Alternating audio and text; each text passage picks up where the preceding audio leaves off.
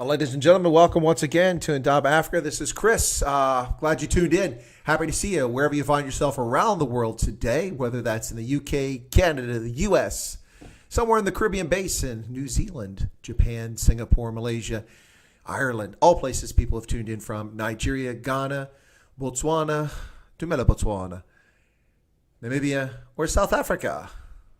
What's the Hilijang? Sawubona, South Africa. I see you out there, South Africans. Welcome aboard. Everyone from around the world. So happy to have everybody with us tonight. Going to do a little bit different, a little something different tonight. Going to talk once again about the news. I take these out because they're disturbing me. Makes it difficult for me to hear. It was just me making sure that Giselle's music was actually playing because you don't actually hear anything in the studio lab. Otherwise, you get the reverb and the echo. So I had to play it on my mobile so that I can listen to Giselle.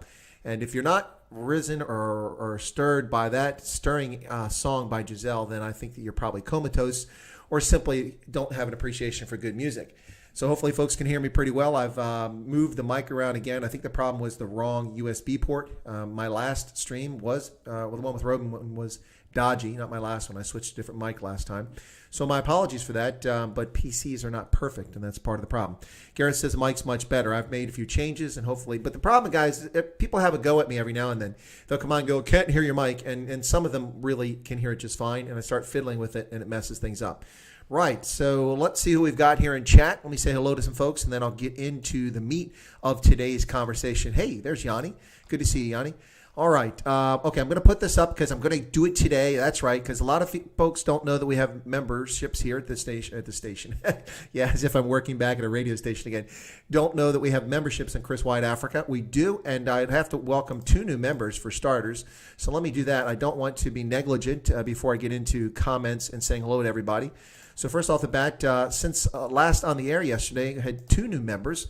And the first one I need to recognize is Bosch Zebra. Thank you so much for becoming a member yesterday. And then Corlia Vandermerve became a member while we were offline. So thank you so much for that, Corlia. Really appreciate your patronage and becoming a member of Chris White Africa. I really am happy that folks are enjoying the membership feature, and I hope you appreciate the unique things I'm trying to deliver from member specific. So let me get back to welcoming folks now. So let me get along with that. But you can become a member on the channel. There's a join button below the video. If you'd like to become a member and support the channel, feel free to do that. I've put the target up. We're shooting for 50, and we got 44 members at present, including those last 2 who signed up. So let me get back to who we got here. Back to the beginning. So Ben Duplessis is here. Wesley's here. Petrus Osthuizen. Jason, hey, you're here. And I played Giselle. Welcome, Jason. Good to see you. Don't think I've seen you for a few days. Olaf is here. Bite your ankles. Nigel is getting credit for his membership because he's actually in front of his laptop tonight. So good to see him there. Kyle is here. Good to see Kyle. Linda Griesel. Welcome, Linda. But I suspect that that's probably Afrikaans, so I'm pronouncing it the German fashion. So instead of Linda Griesel, it's probably Linda Griesel or something like that. So my apologies if I get it wrong, Linda. Safety first. That's a pretty cool one. Shalom from Johannesburg. Well, thank you so much. I already mentioned Yanni van der Walt. Excellent to see Yanni there. Who else? MetaHuman. Welcome there. HBM Air. Is HBM Air here? I didn't see. Oh, there he is. Okay, saying hello to Kyle. And Ryan Henry. Well, I think I've caught most folks who've mentioned themselves in the chat. Thank you so much for tuning in today, ladies and gentlemen. This is Chris coming to you on Indaba Africa on the Chris Wyatt Africa channel here on YouTube on this interesting Monday. It is Monday, right? Let me double check the calendar here. Confused by days here. Yeah, Monday. So for those of you who know, yesterday I appeared on Scott Balson's channel Loving Life, a gentleman based in Australia, and that was an interesting experience. And he will be appearing on my channel this Friday. But in the meantime, I will have a few other guests, including Odin Moja, who is a South African, a ethnic Tswana, and he'll be on the channel later this week. And he's a coder, and we'll be talking about South Africa politics and what's going on. And hey, there's Corlia Vandermerve, who is my latest member, if I'm not mistaken. Thank you so much for becoming a member. Oh, you love my work. Well, that's my pleasure. There's Sloat. Good to see you, Sloat. It's a pleasure. I'm glad that you enjoy it. It's actually proving to be a pleasure for me. It's a lot of work, but that's okay. I'm a bit of a workaholic. I've always done that. When you're an intelligence officer in a combat, you tend to work, pretty much 18 to 20 hours a day at a minimum, especially in combat. But even outside of combat, you tend to work long days, so you get accustomed to it. So I am accustomed to long days and long hours, and so I have no objection to that. And the prepared videos that I make take a lot of time and effort, folks. They're not simply, let's just do a video because it seems like an interesting topic. I'll oftentimes, what I have been surprised by is I'll do a prepared video. I'll come up with a subject and then I'll start working on it and then it breaks in the news. So sometimes it looks like I'm just responding to the news. A lot of times I am responding to the news because that's important. But some of my prepared videos, which I thought, this is prescient.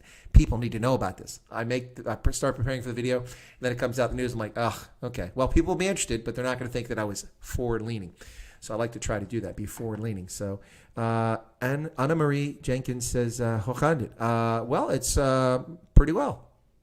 Lekker. Pretty good, actually. Thank you so much, Anna Marie. I appreciate that. Okay. All right. How's that with the G's, guy? Here come the inevitable. Your G's good, your G's bad. Anyway, so welcome, folks. A lot of things to cover in the news today. So let me just start off. I'm going to take myself off the screen for a moment, and I'm just going to run through a couple events, and we'll talk about many of these things today, or at least as many as we can get to that's reasonable. So let me get those up on the screen here very quickly. And let me start with the first one here. This one, many of you in South Africa know about this, but others may not know about it. So there we go, display capture. Let me just reduce myself. Where are we at? Come on. Video's not cooperating. All right, there we go. All right, so I'll make myself a little bit smaller here and move myself up here while I talk about this. Okay, so this is the American Bar Association Head International Law Conference, which is ongoing right now. And they were going to do a virtual presentation by Nobel Peace Prize winning former president of South Africa and then deputy president of South Africa, F.W. de Klerk.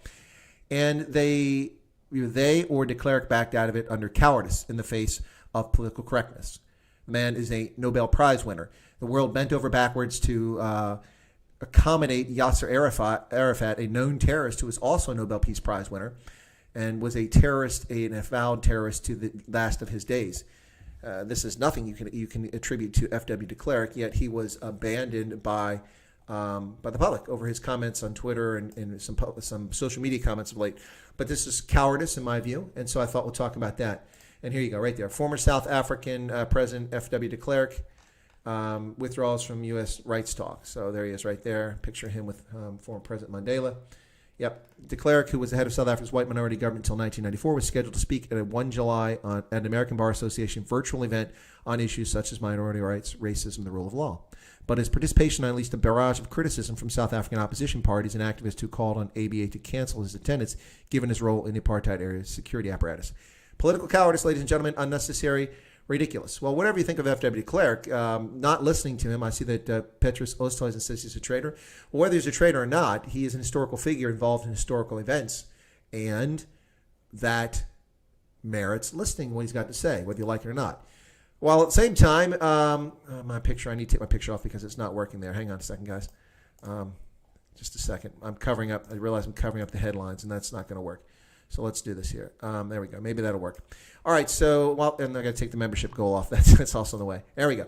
So at the same time, Brett Favre says that Colin Kaepernick deserves hero status, much like former NFL star Pat Tillman, the Army Ranger who died from friendly fire in Afghanistan.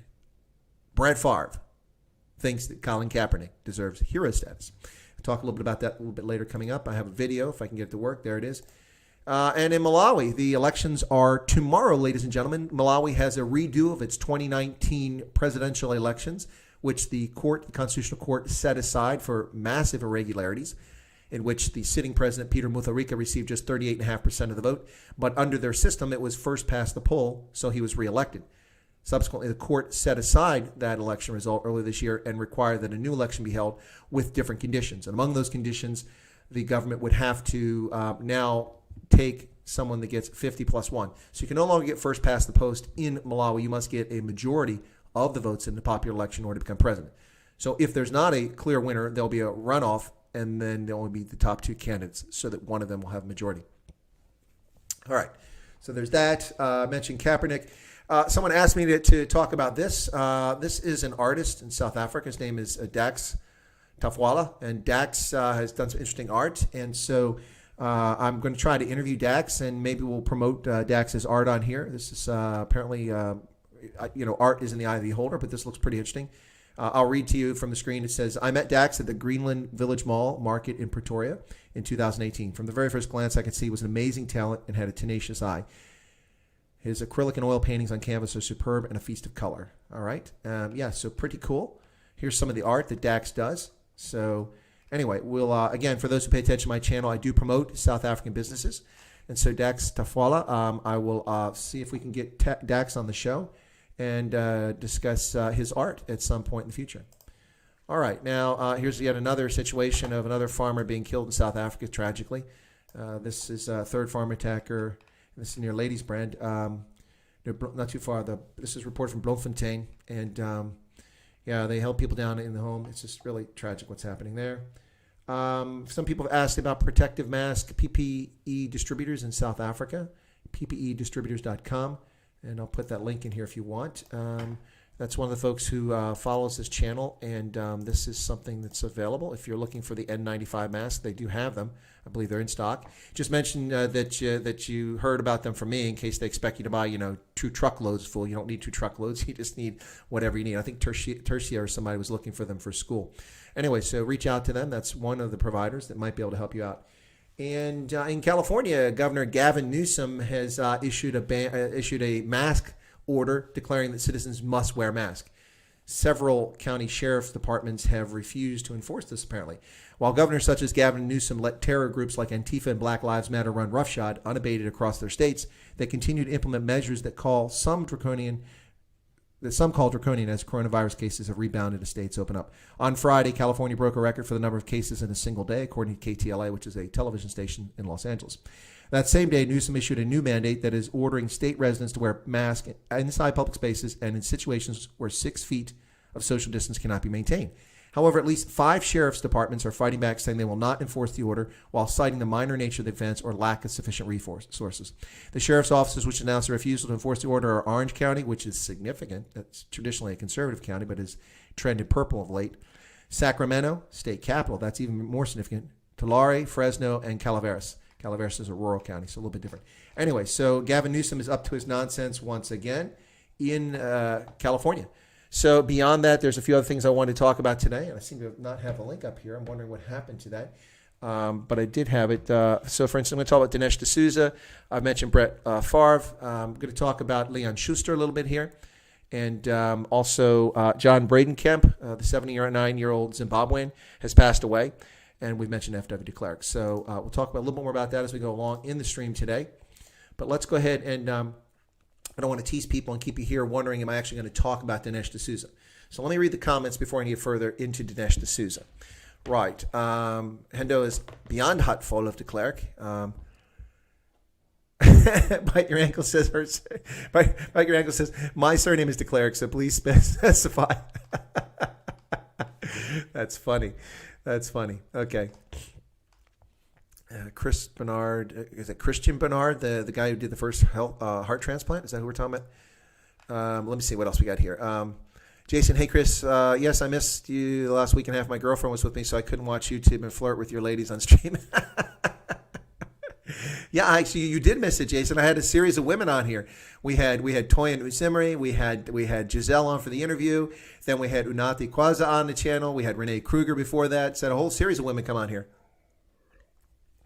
Hendo says, please smash the like button. Yeah, folks, please smash the like button. I appreciate you if you do that so much. For those who are members, thank you for coming and becoming a member. For those subscribers, thank you so much for being a subscriber as well.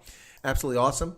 Right now, we currently sit on the Chris White Africa channel in the first week of making memberships available and possible. 44, target is 50 for this week. So that's pretty good. I know we started midweek last week, so I'm counting till Wednesday to be the week. So anyway, de Klerk sold us out, ended up extremely rich. Yeah, politicians tend to do that, Bruce Bastos. Well, that's an interesting name, Bruce Bastos. Okay. Nobel Peace Prize worth as much as doctoral degree in women's studies. Oh, harsh. Bite Your Ankle says, de Klerk took a massive payoff. He should have ensured the nonsense happening now is prevented. Yeah, no, some people think that the National Party was hoodwinked. I don't think they're hoodwinked. I think they went willingly. At least that's my view on it.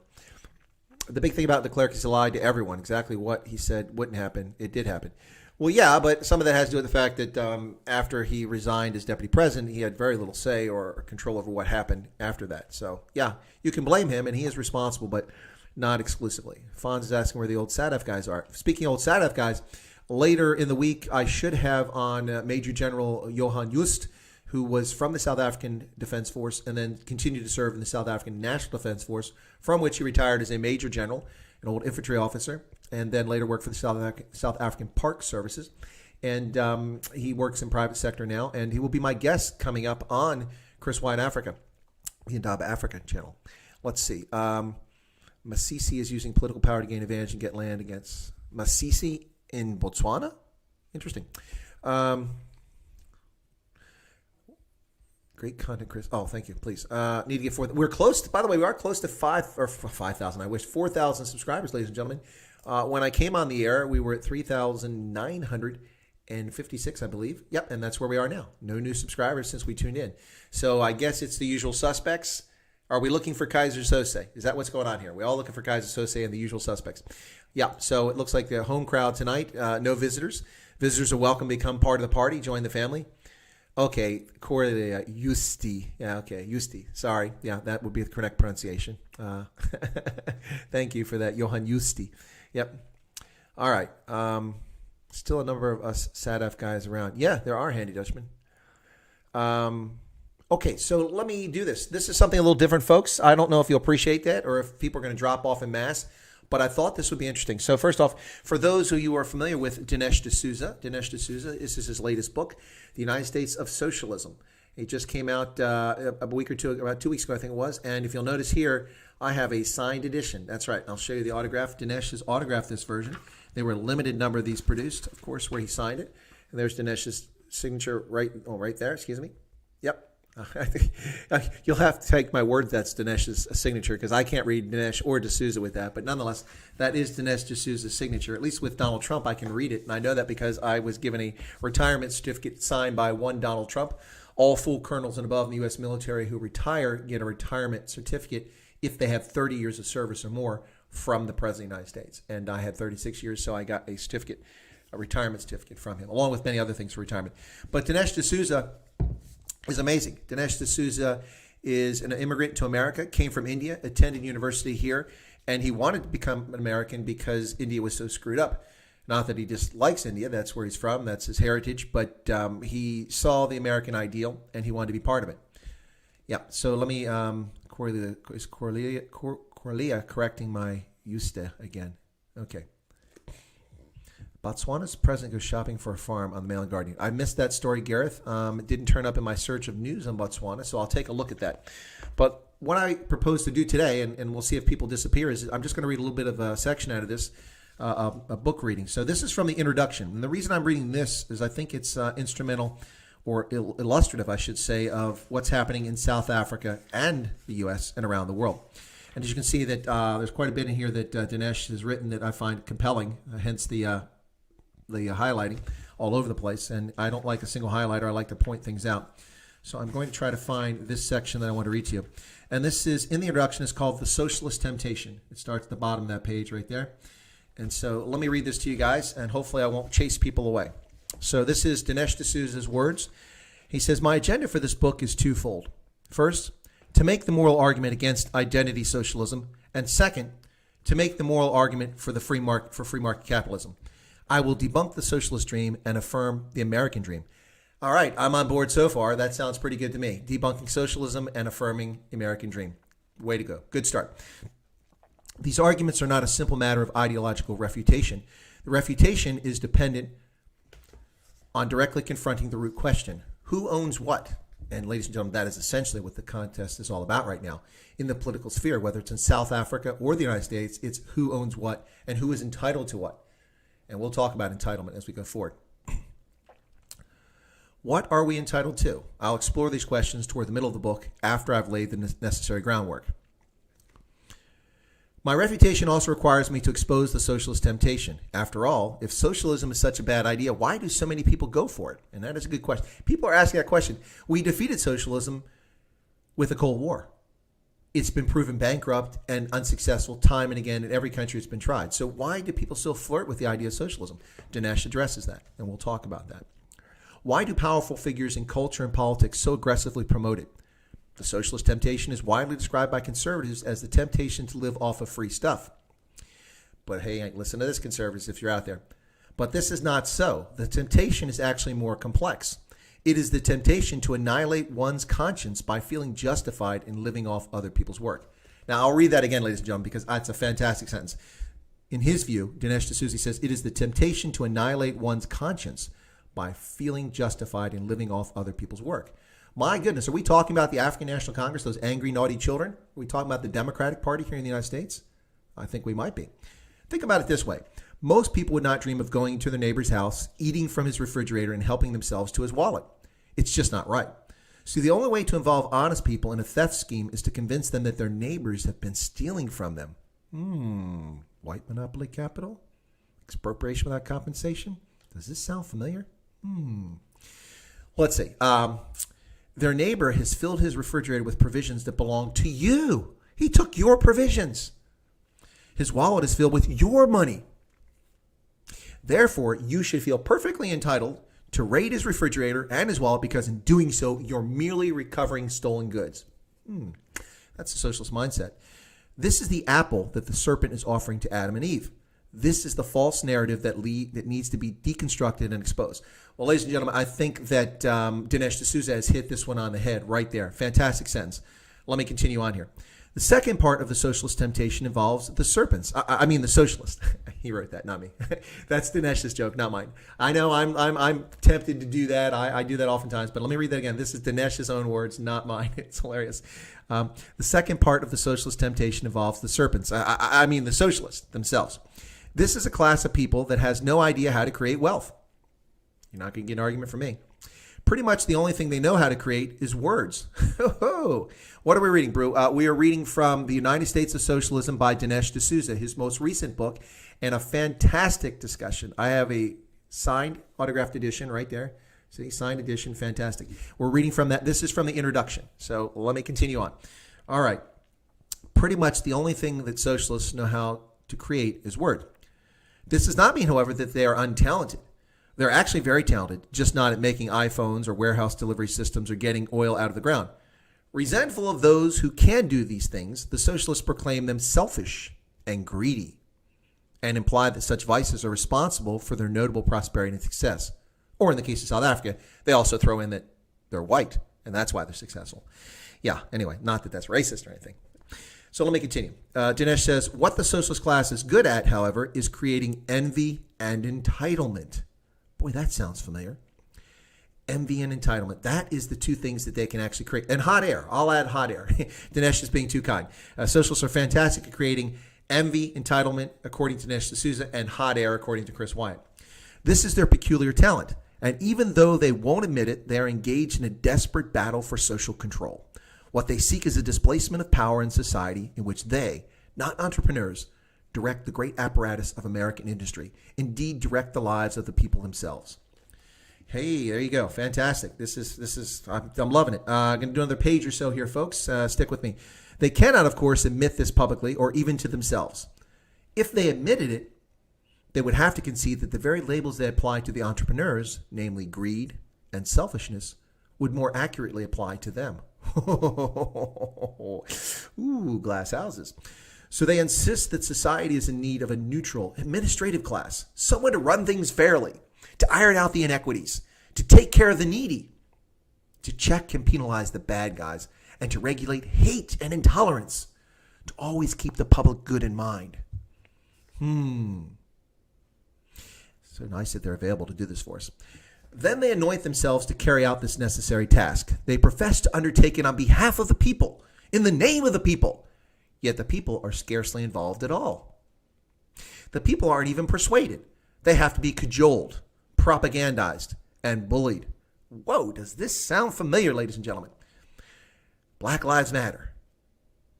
If you don't believe in the nonsense they spew, then you're a racist.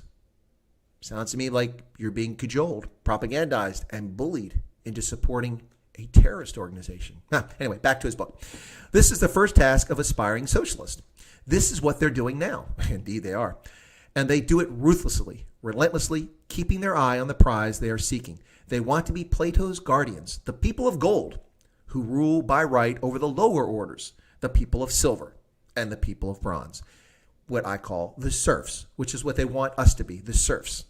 This is a fantastic book, ladies and gentlemen. I don't know if you can get it around the world. People probably get it through a digital copy, but I would suggest that folks get it and read it. It's really good. Dinesh is an amazing political scientist, an amazing commentator, and a man who was unjustly punished by the corrupt Obama administration who targeted him. Yet Rosie O'Donnell suffered no consequences for her malicious and criminal violation of electoral law on a repeated basis. And she throws that in people's faces as a badge of honor that she got away with it. Yet Dinesh D'Souza was prosecuted for a law that is in violation of our Constitution that limits free speech. But anyway, I digress. Their entitlement and their virtue are, in reality, ignoble lies. In fact, they're motivated by the same ambition and desire for power and gain as anyone else. They love money and sex and all forms of perversion as much as anyone else. And they're just as reluctant as the next guy to share what they have with others. In fact, they're the least compassionate, most uncharitable group in society. Ladies and gentlemen, this holds true here in the United States, where when we look at people of wealth, we find that the majority of people who give, or not people, well, people, Americans in general, who give to charitable causes, overwhelmingly higher percentages of conservatives and people in the center give than those on the left, by and large in this country. Absolutely true. This, then, is the temptation of the socialists. They are tempted to annihilate their consciences to conceal the ugly truth about themselves. One fact they cannot face is the only difference between them and the capitalist entrepreneurs that they seek One fact they cannot face is that the only difference between them and capitalist entrepreneurs is that they seek unearned power, power without genuine accountability, like the National Coronavirus Command Council. As I will show, entrepreneurs are generally accountable to their customers who exercise direct democracy. They vote every day with their purchases for the products that entrepreneurs supply. The socialists wish to answer nobody. They are driven, as Nietzsche pointed out more than a century ago, by a nasty, vengeful will to power. Will capitalism undo itself and submit to the government of this vile? Now, folks, you're going to love this. This is his word. I didn't make this up. I don't know if you can see it on the camera here. Let me see if I can get it up here. It's right there. Get up on the camera. You probably can't see it very well. Right there, the last sentence, last word in that sentence, right there. I'll read it to you just in case you couldn't read it.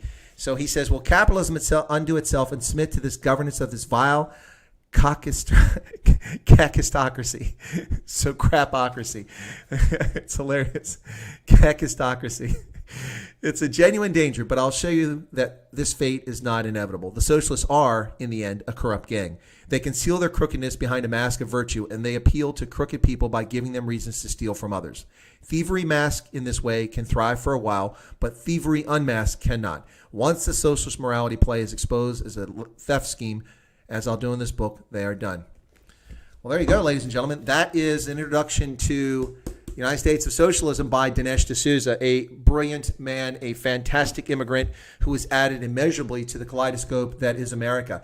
A man that proves that being an American is not race-based, not ethnicity-based, not language-based. It is an ideal. It is a concept. And if you accept our norms and our mores and our values, you can become one of us. And that's anyone who migrates to America.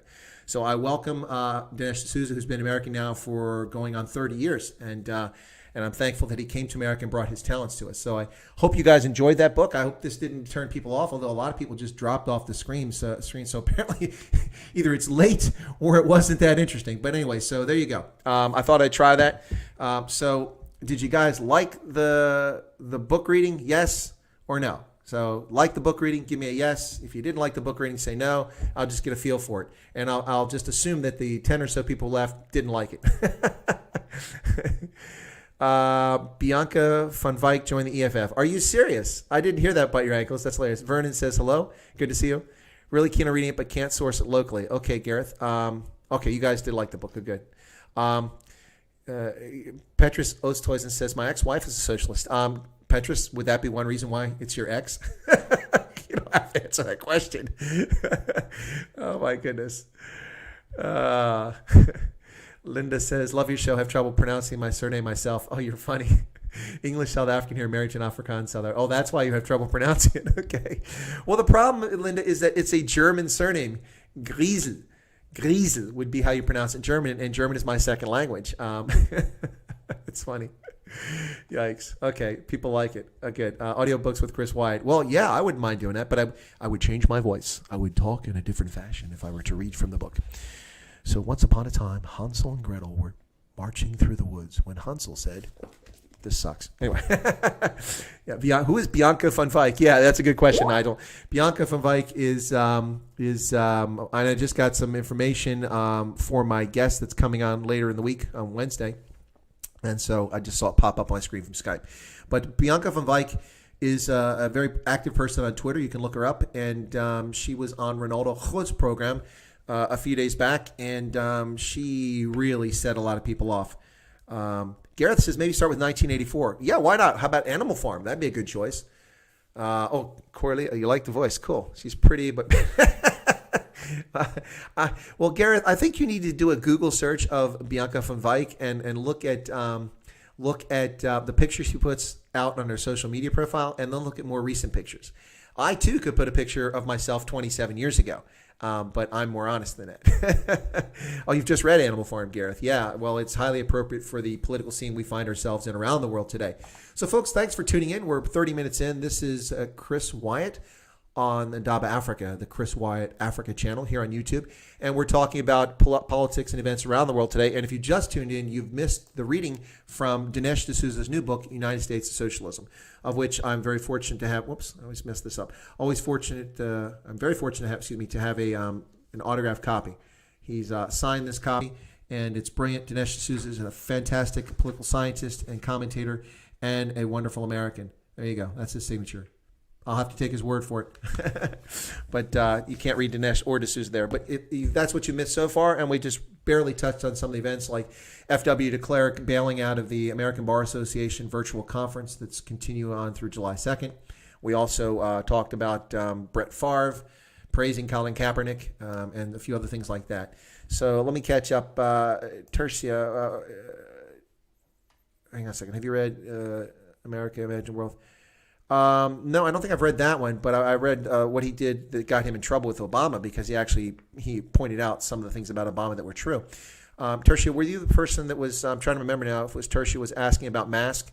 If you were, let me just put that up again very quickly because I think it was Tertia. I'm drawing a blank now. Someone sent me a note, and I think it was Tertia, but about N95 masks. So let me just put that one up really quickly and take myself off for just a second. This is one distributor of masks in South Africa, and let me display capture. Here we go. Let me get that back up so you got it. PPE distributors based in South Africa. So it's ppedistributors.com. If you're looking for N95 masks, they do have them. If you go there and contact them, just tell them you came from this channel. I'm not getting money. This is free advertising for them. I'm just saying tell them you came from here because I don't know if they're going to try to sell you, a gross of them. Here's a truckload. You don't need a truckload. You just need a box of them.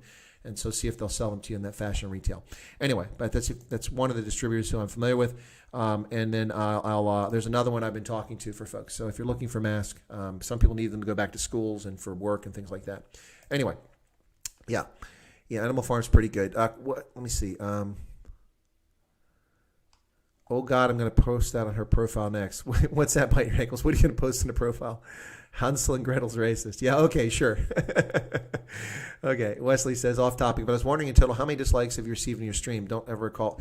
No, I've got some dislikes, Wesley, especially after I had Willem Petza on my channel. I got a few dislikes after that. Not necessarily that stream, but I'm getting a few, especially on when I mention anything that has to do with farm murders or violence in South Africa, people go back, and if I criticize an ANC politician or something like that, I do get dislikes. Not a lot of dislikes, but hey, people are welcome to dislike. But I actually lost 2 subscribers earlier. Not that I panicked or anything. I was sitting here and I had 955, and then I reloaded my page to check something, and suddenly I had 954. I'm like, oh, okay, somebody left the channel. I wonder why. I'm always curious why people leave the channel.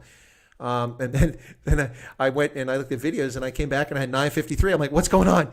Did somebody find a video of me where I did something I didn't know I did? No, but I do have. I'm looking to see recent ones. So, for instance, ZANU-PF oppression continues in Zimbabwe.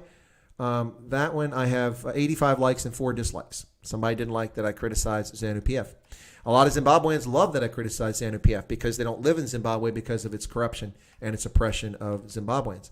And there are some dyed-in-the-wool folks who absolutely love ZANU-PF, so they just have issues with that.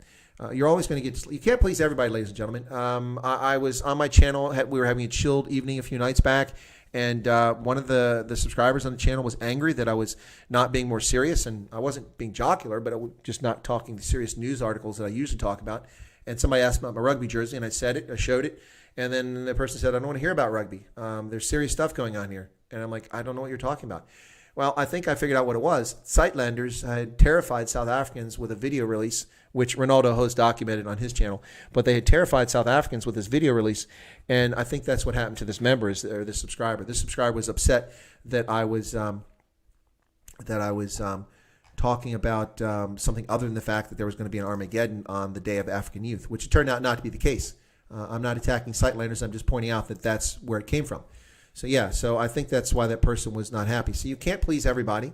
The Brew says, stop worrying about dislikes. The Brew, I'm not worried about dislikes. I'm answering a question. See, there you go. The Brew is a loyal subscriber, and the Brew is telling me not to worry about dislikes. I don't worry about dislikes. I'm answering the question that was asked of me. I think Wesley asked the question. Yeah. Oh, Paulie said I get dislikes because you didn't admit your CIA agent. So yeah, it's probably true. Okay, Tertia. Yeah, Tertia, that's one of the subscribers on my channel. Reach out to them, see if they can help me out. If that goes well or doesn't go well, let me know. I have another supplier in South Africa who does an N95 mask, and I've reached out to her, but she sent me a confusing response, and so I don't want to keep you waiting because I know that you need these for school. So there you go. Anyway, yeah, I was just answering a question. Yeah, it was Wesley's question. Obamacare. No, Obama doesn't care. That's funny. Okay. Have you had Larry Elder? Well, Larry Elder would be amazing. Larry Elder's brilliant. I would love to have him on there. I did not see his documentary, Uncle Tom. That'd be good. Didn't know he had new one coming out. The mainstream media goes out of their way to deny Larry Elder's existence, which is unfortunate. As they do with anyone else who happens to be black and runs counter to the narrative, like Brandon Tatum, like our Secretary of Housing and Urban Development. Who's that? Yeah. Pediatric heart surgeon. You don't even hear about the guy. Anyway, the ANC and EFF have good social media army. That's how they control the narrative. Well, they try, but it doesn't always work. Nigel, you don't like my beard. Yeah, it's funny. 75% of people like the beard. I was about to shave it off, and people were like, don't shave it off. And it was 3-1, keep the beard. But I won't keep it forever. I think some people have gone on the channel. They've now seen me from 6 months ago, before I grew the beard. Not that this is 6 months of growth. I'm just saying that 6 months ago or 8 months ago in August or thereabouts. Maybe that's 10 months ago now. And when I had short hair, still serving on active duty, and was clean shaven. And that's Independence Pass in Colorado, when I was coming back from a conference in Aspen on alternative energy, where I spoke about energy in Africa, trying to get people to invest in Africa so people had electricity. Adrian Fonsile, good evening. Well, evening to you. People like the Sightlanders, unfortunately, do a lot of harm. The real cause of discrimination and violence going on. They videos saying prepare for slaughter did a lot of damage. Yeah, I think it probably did, Vernon. I think you may be right that one did. I'm not going to say outright that the Sightlanders do damage. I think they probably do some very good things with their communications network and convincing people you need to be prepared for things. But that as an Army guy, that's always been a key part of who I am, prepared for things. So, not a prepper, but always prepared. Handy Dutchman, they banned Mary Poppins because of blackface. He was a chimney sweep. When you clean a chimney, you get blackface. That's how it works. Oh my goodness. No, I didn't know that. Oh, it was a joke. Okay. My beard is like Marmite. Some love it while others hate it. Well, I don't like Marmite, and I don't like Vegemite either. We need a Netflix action movie with Larry Elder, Jesse Lee Peterson, and Kevin from Kevin's Corner. At least they can't ban it from piracy platforms. Yeah. That's too funny. You guys are funny. Okay, so let me switch a little bit here. No new members. Like I said, it's usual suspects, so I don't know why I put that membership thing up there. But let's go ahead and talk about, I'm seeing I can get this video to play here very quickly from Brett Favre and get your reaction to this. Okay, so here we go. I'm going to put it on. I'm going to put my mic on mute, and we'll make sure this goes out. Let me get my earpiece in so I don't want to have dead air for like 2 minutes if it doesn't work properly. So that way I'll know if you're not hearing it quickly, because I'll have it on here as well. But this is Brett Favre commenting on the situation with Colin Kaepernick. So let me bring that up here very quickly. Okay, so. In Brett Favre's mind, is it finally time for a team to get Colin Kaepernick back on the field? Well, I think from a football sense, I can't imagine him being that far out of shape or that far out of touch with football that he doesn't deserve a shot. I thought he was a dynamic player when he was playing in his prime. and he's still young and hasn't been hit in several years. So there's no reason to think that he's lost that much of a step. But when he was in his prime, I mean, I was as much, if I were a defense coordinator, I was as much afraid of his feet than anything. And he could throw well enough that he could beat you in that regards too. So I think he's still a very dangerous player. It's just a matter of where his head is. Do you look at Colin Kaepernick? You know, people look at him and it's like a Jackie Robinson or a Muhammad Ali. Is Colin Kaepernick someone that belongs in Canton someday for what he did? Obviously, he led a team to a Super Bowl, but also for all he's done off the field. Boy, I suppose that he's helped this cause tremendously, and is deserving of much praise and respect, because it's not easy for a guy his age, black or white, Hispanic, whatever, to stop something that you've always dreamed of doing and put it on hold, maybe forever, for something that you believe in. You know, I can only think of, right off the top of my head, Pat Tillman's another guy who did something, you know, similar. And we regard him as a hero. So I assume that hero status will be stamped with Kaepernick as well. In Brett Favre's mind, is it finally time for a team to get Colin Kaepernick back on the field? Well, I think from a football sense, We regard Colin Kaepernick as a hero, just like Pat Tillman. Can you believe that? Can you believe that, folks? That's insane. Absolutely insane. I cannot believe that Brett Favre had the temerity, the audacity to make that statement. Very disturbing. First off, is Pat Tillman a hero? I think it's debatable anyway. What he did was amazing, giving up his National Football League career's multi-million-dollar contract. He was making $2.6 million per year, I think, when he gave up that 20 years ago to join the military as a consequence of 9/11. Became an Army Ranger. Went to Afghanistan and was killed. Unfortunately, he was killed by friendly fire, but he was killed in the line of fire in combat. And so whether he's a hero or not, that's a debate. I wouldn't necessarily call that a hero. I call that someone who's a patriot, certainly. How he died wasn't necessarily heroic, but what he gave up was something. But to compare Colin Kaepernick, who lost his contract because he's a mediocre quarterback, to Pat Tillman is shameful. It's disgraceful. Absolutely ridiculous. If you look at the statistics for Colin Kaepernick, his winning and loss record is 28 wins and 30 losses, with just a single full winning season in 6 years in the NFL. He has a completion rate of under 60%, never threw for more than 3,300 yards in a single season, and was an interesting, exciting player who had one fantastic season courtesy of the defense that was there for the 49ers that carried them to the Super Bowl, much like Trent Dilfer, who won a Super Bowl, although Kaepernick didn't win the Super Bowl. And so he's an average quarterback on a team that had a great defense. And when the coach left and went to Michigan, that team fell apart because they traded away some of their key defensive players, and they went nowhere. Colin Kaepernick, his last season, had a record of 1 win and 10 losses. So there you go, ladies and gentlemen.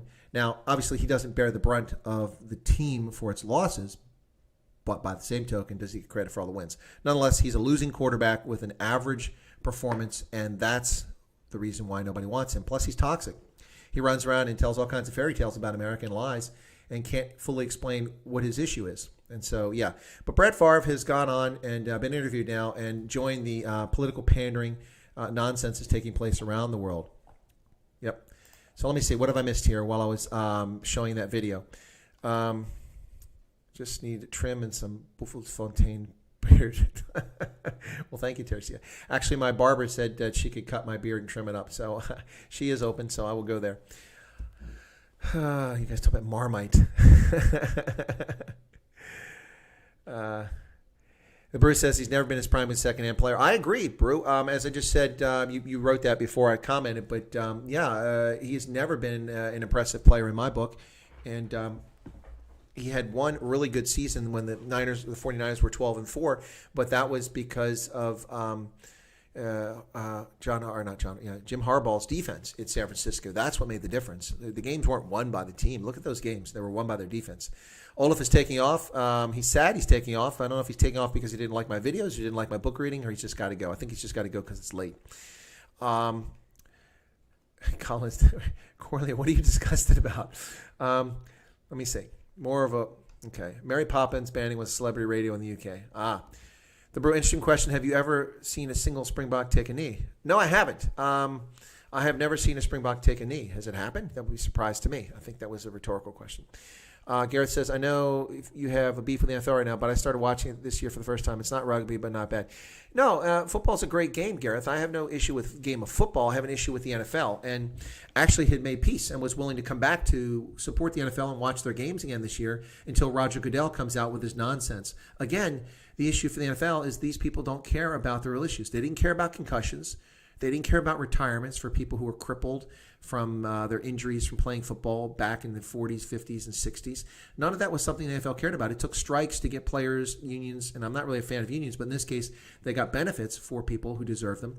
Also got minimal salaries. Now, minimal salaries in the NFL are outrageous, like $485,000 per year. It's pretty crazy. So, but that's good for them because their careers are short, especially if they're like a running back or a lineman. You don't last that long in the league.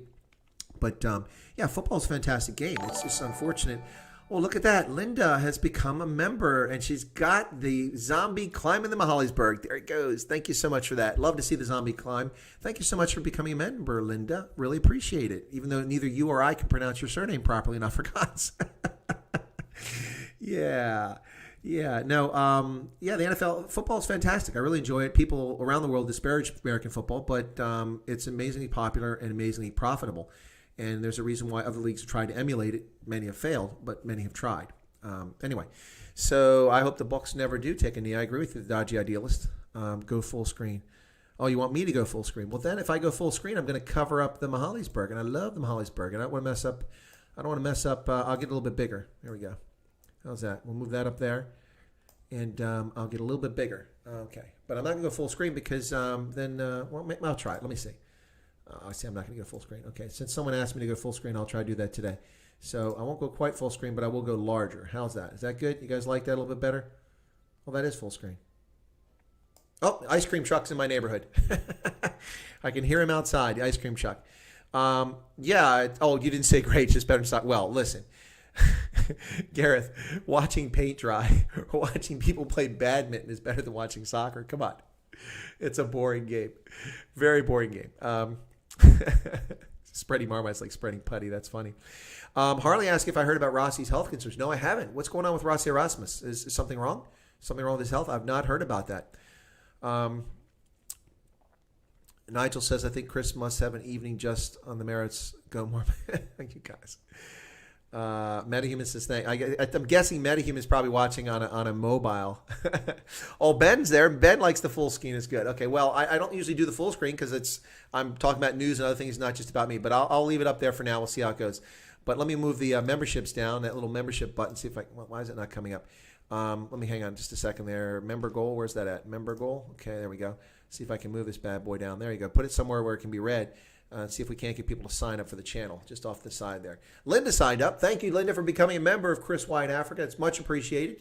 And Linda comes in at the recruit team member level. So thank you so much for joining. Listen, folks, and folks are welcome to join the channel if you like. There's no obligation, but I do appreciate everyone joining. Anyway, yeah, so can't have an ice cream truck in South Africa. Kids would hold up at gunpoint. About your because that's funny. You know why it's funny is because it's probably true. There was an article he had cancer treatment during the Rugby World Cup. Well, that would explain why he was pretty scarce. I actually saw the Springboks team, and I only saw him a couple of times. I was at all their games. Actually, by the way, the Rugby World Cup, I got to hang out and have dinner with the Eagles team after the game. That's right. That's right, because I knew a South African who was living in the U.S. but married to an American, and they had just moved to New Zealand, and so we linked up, and I wound up going to a couple of games. I met one of the players, one of my favorite players actually, who was originally from South Africa, born there, but plays here in the U.S. and plays for the Eagles now, and got to meet his mom, and wound up sitting down near the bench, and then got invited to their hotel there in Kobe, and had had dinner with the Eagles after their match against England. It was amazing. It was fantastic. Really cool stuff. Yeah.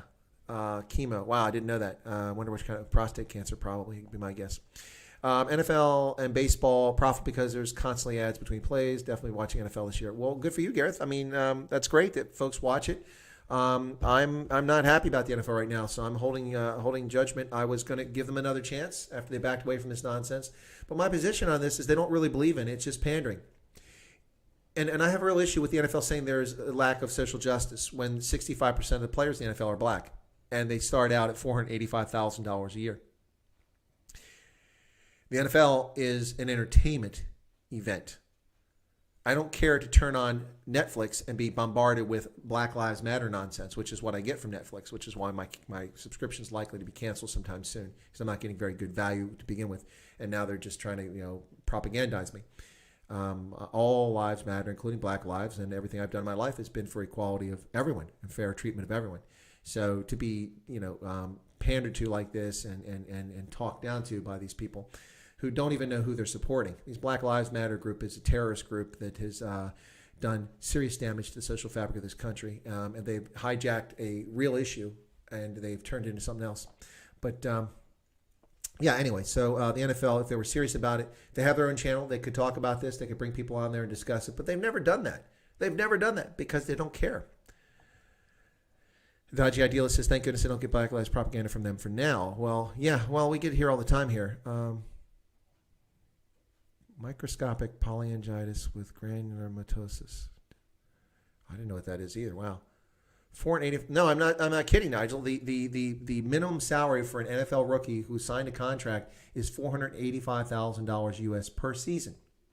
In the NBA, it's $800,000 per year. $800,000 per year per rookie. That's right, ladies and gentlemen. Yeah, absolutely true. Leanne Prentice says, thank you for an awesome channel. I listened to you quietly. Well, thank you, Leanne. Thank you for joining the comments, and thank you for kind comments there. Really appreciate it. And if you're not a subscriber to the channel, Leanne, please consider becoming a subscriber. If you're already a subscriber, thank you for that. The Bruce has never streamed Netflix.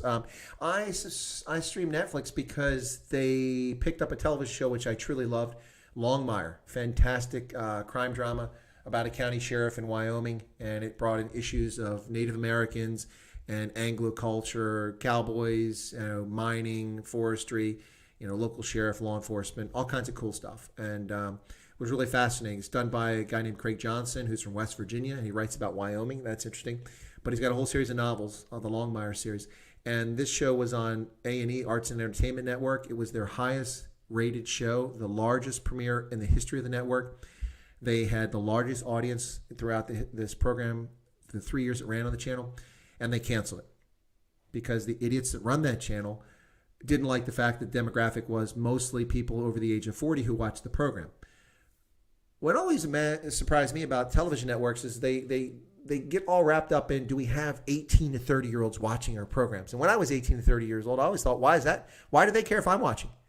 Because I don't have any money.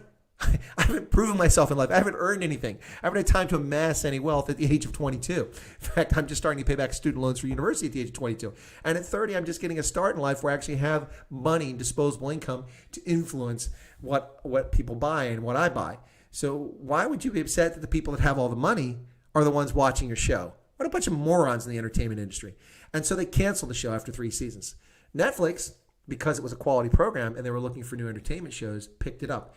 And the moment I found out Netflix picked it up, I said, I will subscribe to Netflix just for this program. And I did.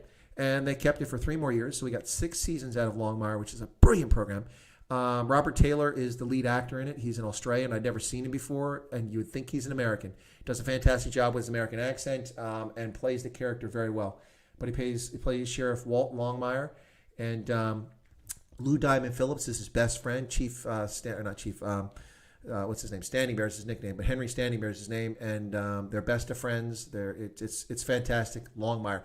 Anyway, so I picked up Netflix because of Longmire, and I stuck with Netflix, and they've done nothing but increase my prices 4 times in less than 4 years. My price has gone from $11.99 to now $18 a month, and every time I get interested in a really quality show, whether it's one they produce or it's a program that Netflix buys from abroad and license, as soon as it starts to develop interest, and their costs go up, they cancel the show and leave all the viewers hanging.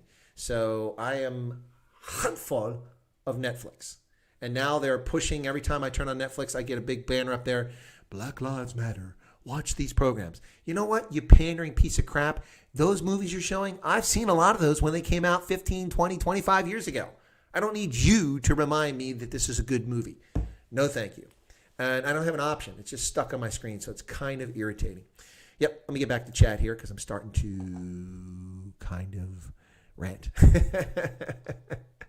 Okay, so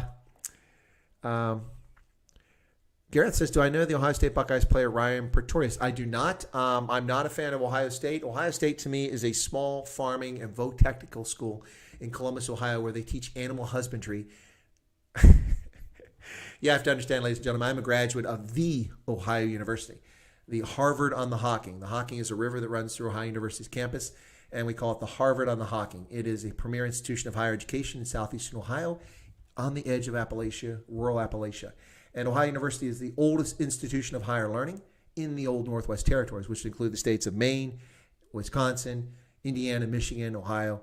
That territory, the Northwest Territories, which were transferred to the United States by the United Kingdom. And that was the first westward expansion of U.S. settlers, went out to the Ohio country.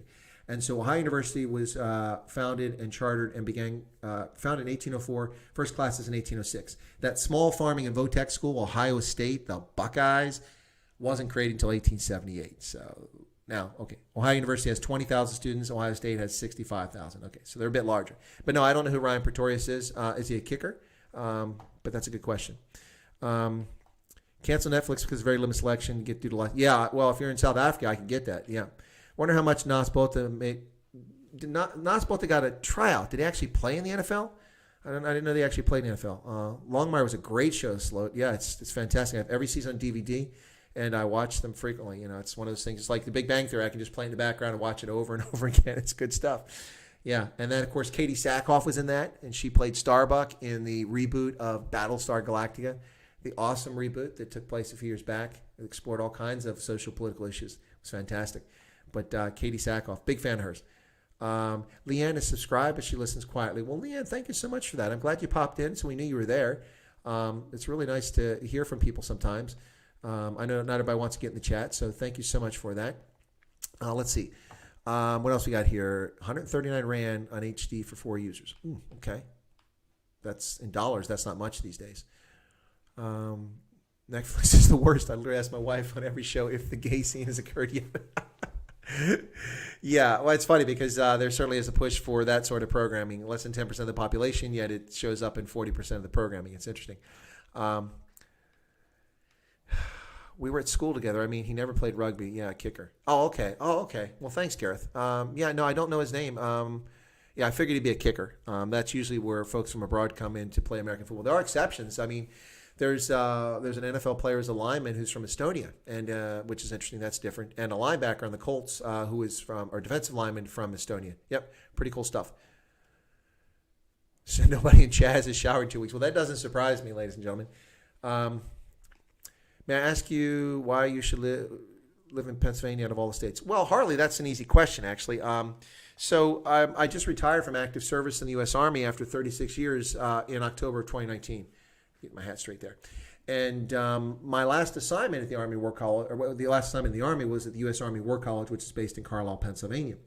And so I came here from Ethiopia, my last tour in Africa, where I was living in Africa, came here to be the Director of African Studies. And when I came here, I had 4.5 years left. And what happened is they offered me the Pentagon, and they offered me Africa Command. Well, I had served at the Pentagon as a major and had served at Africa Command as a lieutenant colonel, and I didn't really want to go back to either of those locations because I'd done that already. For me, it's always been about new horizons, new adventures, new challenges. Hence the reason I've lived in Tunisia, Liberia, Botswana, Malawi, Nigeria, Mauritania, Uganda, and Ethiopia in Africa. And also worked in the National Security Agency, Defense Intelligence Agency, taught at Iowa State, taught at the Army War College. It's always about new challenges. So the reason I live in Pennsylvania is because I came here, and rather than take one of those two offers for my final assignment, they had to fill this position, so they said, you can stay there if you like. And I wound up staying here at the Army War College. And so that's why I live in Pennsylvania. At the time, it was a good decision for a lot of reasons. I love baseball. Surprisingly, I still love baseball, even though it can be quite boring. But in the summertime, it's nice. Within driving distance of where I'm at, I can go to about 6 different minor league teams within an hour and a half, 2 hours, well, hour and a half really. Catch all these different minor league teams. I can catch Allentown. I can catch Reading, Lancaster, Harrisburg, York, Hagerstown, Frederick, Aberdeen. That's 8 teams all within short distance. And then for hockey, I've got the Hershey Bears, and then professional hockey, I've got DC for watching the Capitals, and then also got the Flyers a couple hours away. So when my favorite teams come, that's a possibility. My father lived in Baltimore until he passed away 2 summers ago at the age of 84. And I'm a history buff. Gettysburg is just 25 minutes south of here, one of the most amazing battlefield sites and historical monuments in the world. That's close. Antietam is just a little bit further south in Maryland. And there's a lot to see. I like mountains, so I can look outside my house and see a mountain less than a mile away from where I'm at and go hiking on that mountain if I want. So there's a lot to the place. Also, there's advantages. This state does not tax retirement pay. So my Army retirement, I'm not subjected to several $100s of taxation given to a state that will just waste it like it would be in many other states. And it's actually beautiful. Pennsylvania is very nice. It has some challenges politically. It has some challenges otherwise, but it's a mid-sized state with about 13 million people. And it's still an influential and powerful state with all kinds of major brands that are based here. Harley-Davidson has a factory just south of here in York. Crayola Crayons is up in the northeast part of the state. And the list goes on and on. Pittsburgh Plate and Glass, U.S. Steel, all these different things. So lots of forest, a very wild state, despite the fact that it's here on the East Coast. So quite a lovely place. That's why I'm here. And this is where I'll stay for the time being, unless something comes along that's very interesting and compelling. So we've got a few things going on here, a couple super chats, and I didn't see the super chats come up. Did they not come up? I didn't see them on the screen. It should have come up. So if they didn't come up on the screen, my apologies. But let me get on to these super chats. Nigel, I see your question, but let me do the super chats first, okay? And I'll try to come back for Nigel. Okay, so Paulie says, serious question. When is enough and the government steps in to take back the Chaz area in Seattle, or is this going to be an indefinite situation? Surely these clowns have to go. What's your solution, Colonel? Paulie gave a 70 Rand super chat, and I didn't see it on the screen. And if it didn't come up on the screen, my apologies. But yeah, so thank you for the super chat, Paulie. Yeah, it is a serious question, and I think that that it's one that merits attention. So the issue here is, when is the government going to step in? Well, it appears that Governor Jay Inslee and the mayor of Seattle have no intention of doing anything about this other than just waiting people out. In the meantime, someone else was shot in the self-declared autonomous zone in Seattle. So we have utter chaos taking place there, which we knew was already the case. Now people are being shot there. And those who are calling for defunding and eliminating police departments ought to be paying attention to what's happening in Seattle and in Portland, because this is what happens when you don't have law enforcement, ladies and gentlemen. Yeah, my solution all along was the following, Paulie, is that the government should drop leaflets and announce over the radio and over television, anyone that is in the zone and has no intention of being in there should go, say, to a government database or go to make a telephone call and identify yourself and give some identifying information so you can identify, so that you don't have to abandon your property and your home, which will be destroyed and ransacked by these clowns. But you can stay inside the zone, but make it clear that you're not part of what's going on. And then the government should turn off the water, should turn off the sewage, turn off the electricity, and it will just be a matter. As soon as they can't charge their cell phones, as soon as their mobile phones die, it's all over, because they can't take selfies and be self-absorbed and do videos and tell people what's going on and from their perspective. Once that happens, let the emaciated survivors come out. If they're not in the government database of people who identify themselves as innocent victims, then they simply get arrested and charged with insurrection, terrorism, and making threats against society. And you go from there. That's my solution, Paulie. That's what they should be doing. Turn off all the utilities. And they think they can make it on their own to be self-declared. Kind of hard to be self-declared when you don't provide water, sewage, plumbing, food, electricity. You don't have any of that stuff. That's what they should be doing. Thank you for the super chat. And Corlia van de Merwe gave a 14 Rand stripper chat. Thank you so much for that. Not a super sticker, not a super chat, so I'm not going to dance. Or should I dance? Should I dance for that? Okay, there we go. All right, no. Thank you so much for the super chat, Corlia. I really appreciate that. The brew, speaking of Afrikaans, it'll take me a moment to think about that, so I'm going to skip past it. And there was a question that I skipped that was from, where was it? Nigel. On a different tact, what's your opinion of Russia today and how it stands in geopolitical arena? Russia is a second-rate geopolitical power with nuclear weapons, so they can't be disregarded. Russia also is a nice storage location for geostrategic minerals and petroleum and things like that, diamonds, lots of other things that the world wants. So they can't be ignored. And the country still has about 135 million people in Russia proper. But geopolitically, it has little influence, although people are making a lot of Russia in Africa. And there's some merit to that. But most of this is mercenary companies that are linked to the Putin government who will be given free reign to go get involved in Africa. And sometimes they do it on behalf of Putin to try to increase influence and also to sell weapons or get access to resources. So Russia is a second-rate geopolitical power. It's certainly not the big threat that the Democrats have painted it as, but you can't dismiss it. Mitt Romney was correct that it was a serious geopolitical concern, Russia and its desire for influence around the world. But there are more pressing concerns around the world now. The greatest single danger today to freedom, liberty, economic progress, and ending poverty is the political left. That's the single greatest threat to mankind, is the political left, followed by the Communist Party of China in Beijing. That's the two big. Then Russia comes somewhere after that. Tehran probably comes ahead of Russia because of their malicious intent. Russia is a player that folks can work with if it's in Russia's interest, and that's why I don't rate them so high. All right. So, Bite Your Ankles is what you binge watch The Walking Dead. Hey, has anyone watched the Fear the Walking Dead? That's the sequel. I have a set of DVDs of that. I've never watched that. Never watched it. The Wire Blues Pixie was a fantastic program. Filmed right there in Baltimore. By the way, it's pretty accurate. That's not just Hollywood. That's how Baltimore actually is. Seven Delan on YouTube. Yeah, I've watched some of Seven Delan on YouTube. Used to also watch Agoli. I used to watch Agoli some time ago. It's kind of cool to hear people speak multiple languages on there and try to keep up with them. Let's see.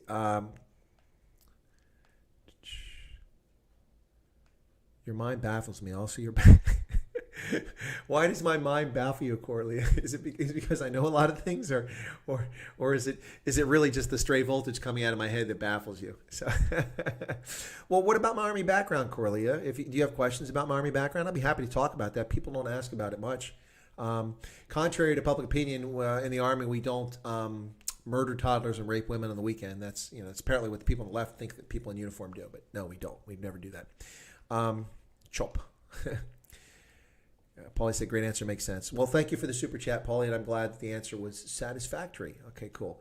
USA joined by UK, Germany, Switzerland, Netherlands. What's joined on what? Trump administration leads calls for South Africa to sort out corruption. Was that? When did that happen? I missed that. Yeah, the political left are extremely dangerous, Nigel. I agree. Fear the Walking Dead, not as good. Well, thank you very much, Defender Def. I was curious about it. I'll watch it. I have the DVDs, just been busy.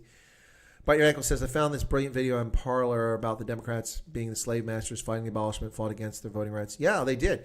Ladies and gentlemen, it was Democrats in the South, the Democratic Party. First off, Andrew Jackson was the first Democratic president, and he stole land from Native Americans, Cherokees and others, and also the Seminoles in the Florida Panhandle, and then forced them to march to Oklahoma to give them land, which was guaranteed to be theirs into perpetuity, only for a few decades later for white Americans and black Americans to steal that land from them and push them into smaller parts of Oklahoma and what was known as the Indian Territory.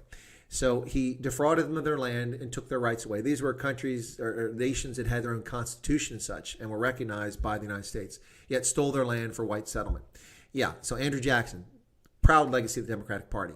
And there are many others, but the Democrats are the ones who instituted, by and large, Jim Crow laws throughout the South once the Union Army withdrew from the southern states after a period of time in which they were there as an army of occupation to ensure that the 13th, 14th, and 15th Amendments, which ended slavery, which gave citizenship to all the people who had been born in the United States, meaning to be the slaves at the time, and guaranteed their rights. Those three amendments, once they were in place, the Army stayed in the South to ensure the enforcement of that and ensure that, and if you look at the history of the southern states, you'll find a massive number of black members of the legislature, the House more so, but also a few black senators who served in the U.S. Congress from the 1870s, 1880s. But by the 1890s, the Democrats had gained the upper hand once again in the South, and the federal military had been pulled out of the South. And so what happened was they were able to start instituting racist laws and regulations, which included things like a poll tax. You had to pay a certain amount of money in order to vote, and most black people didn't have the money.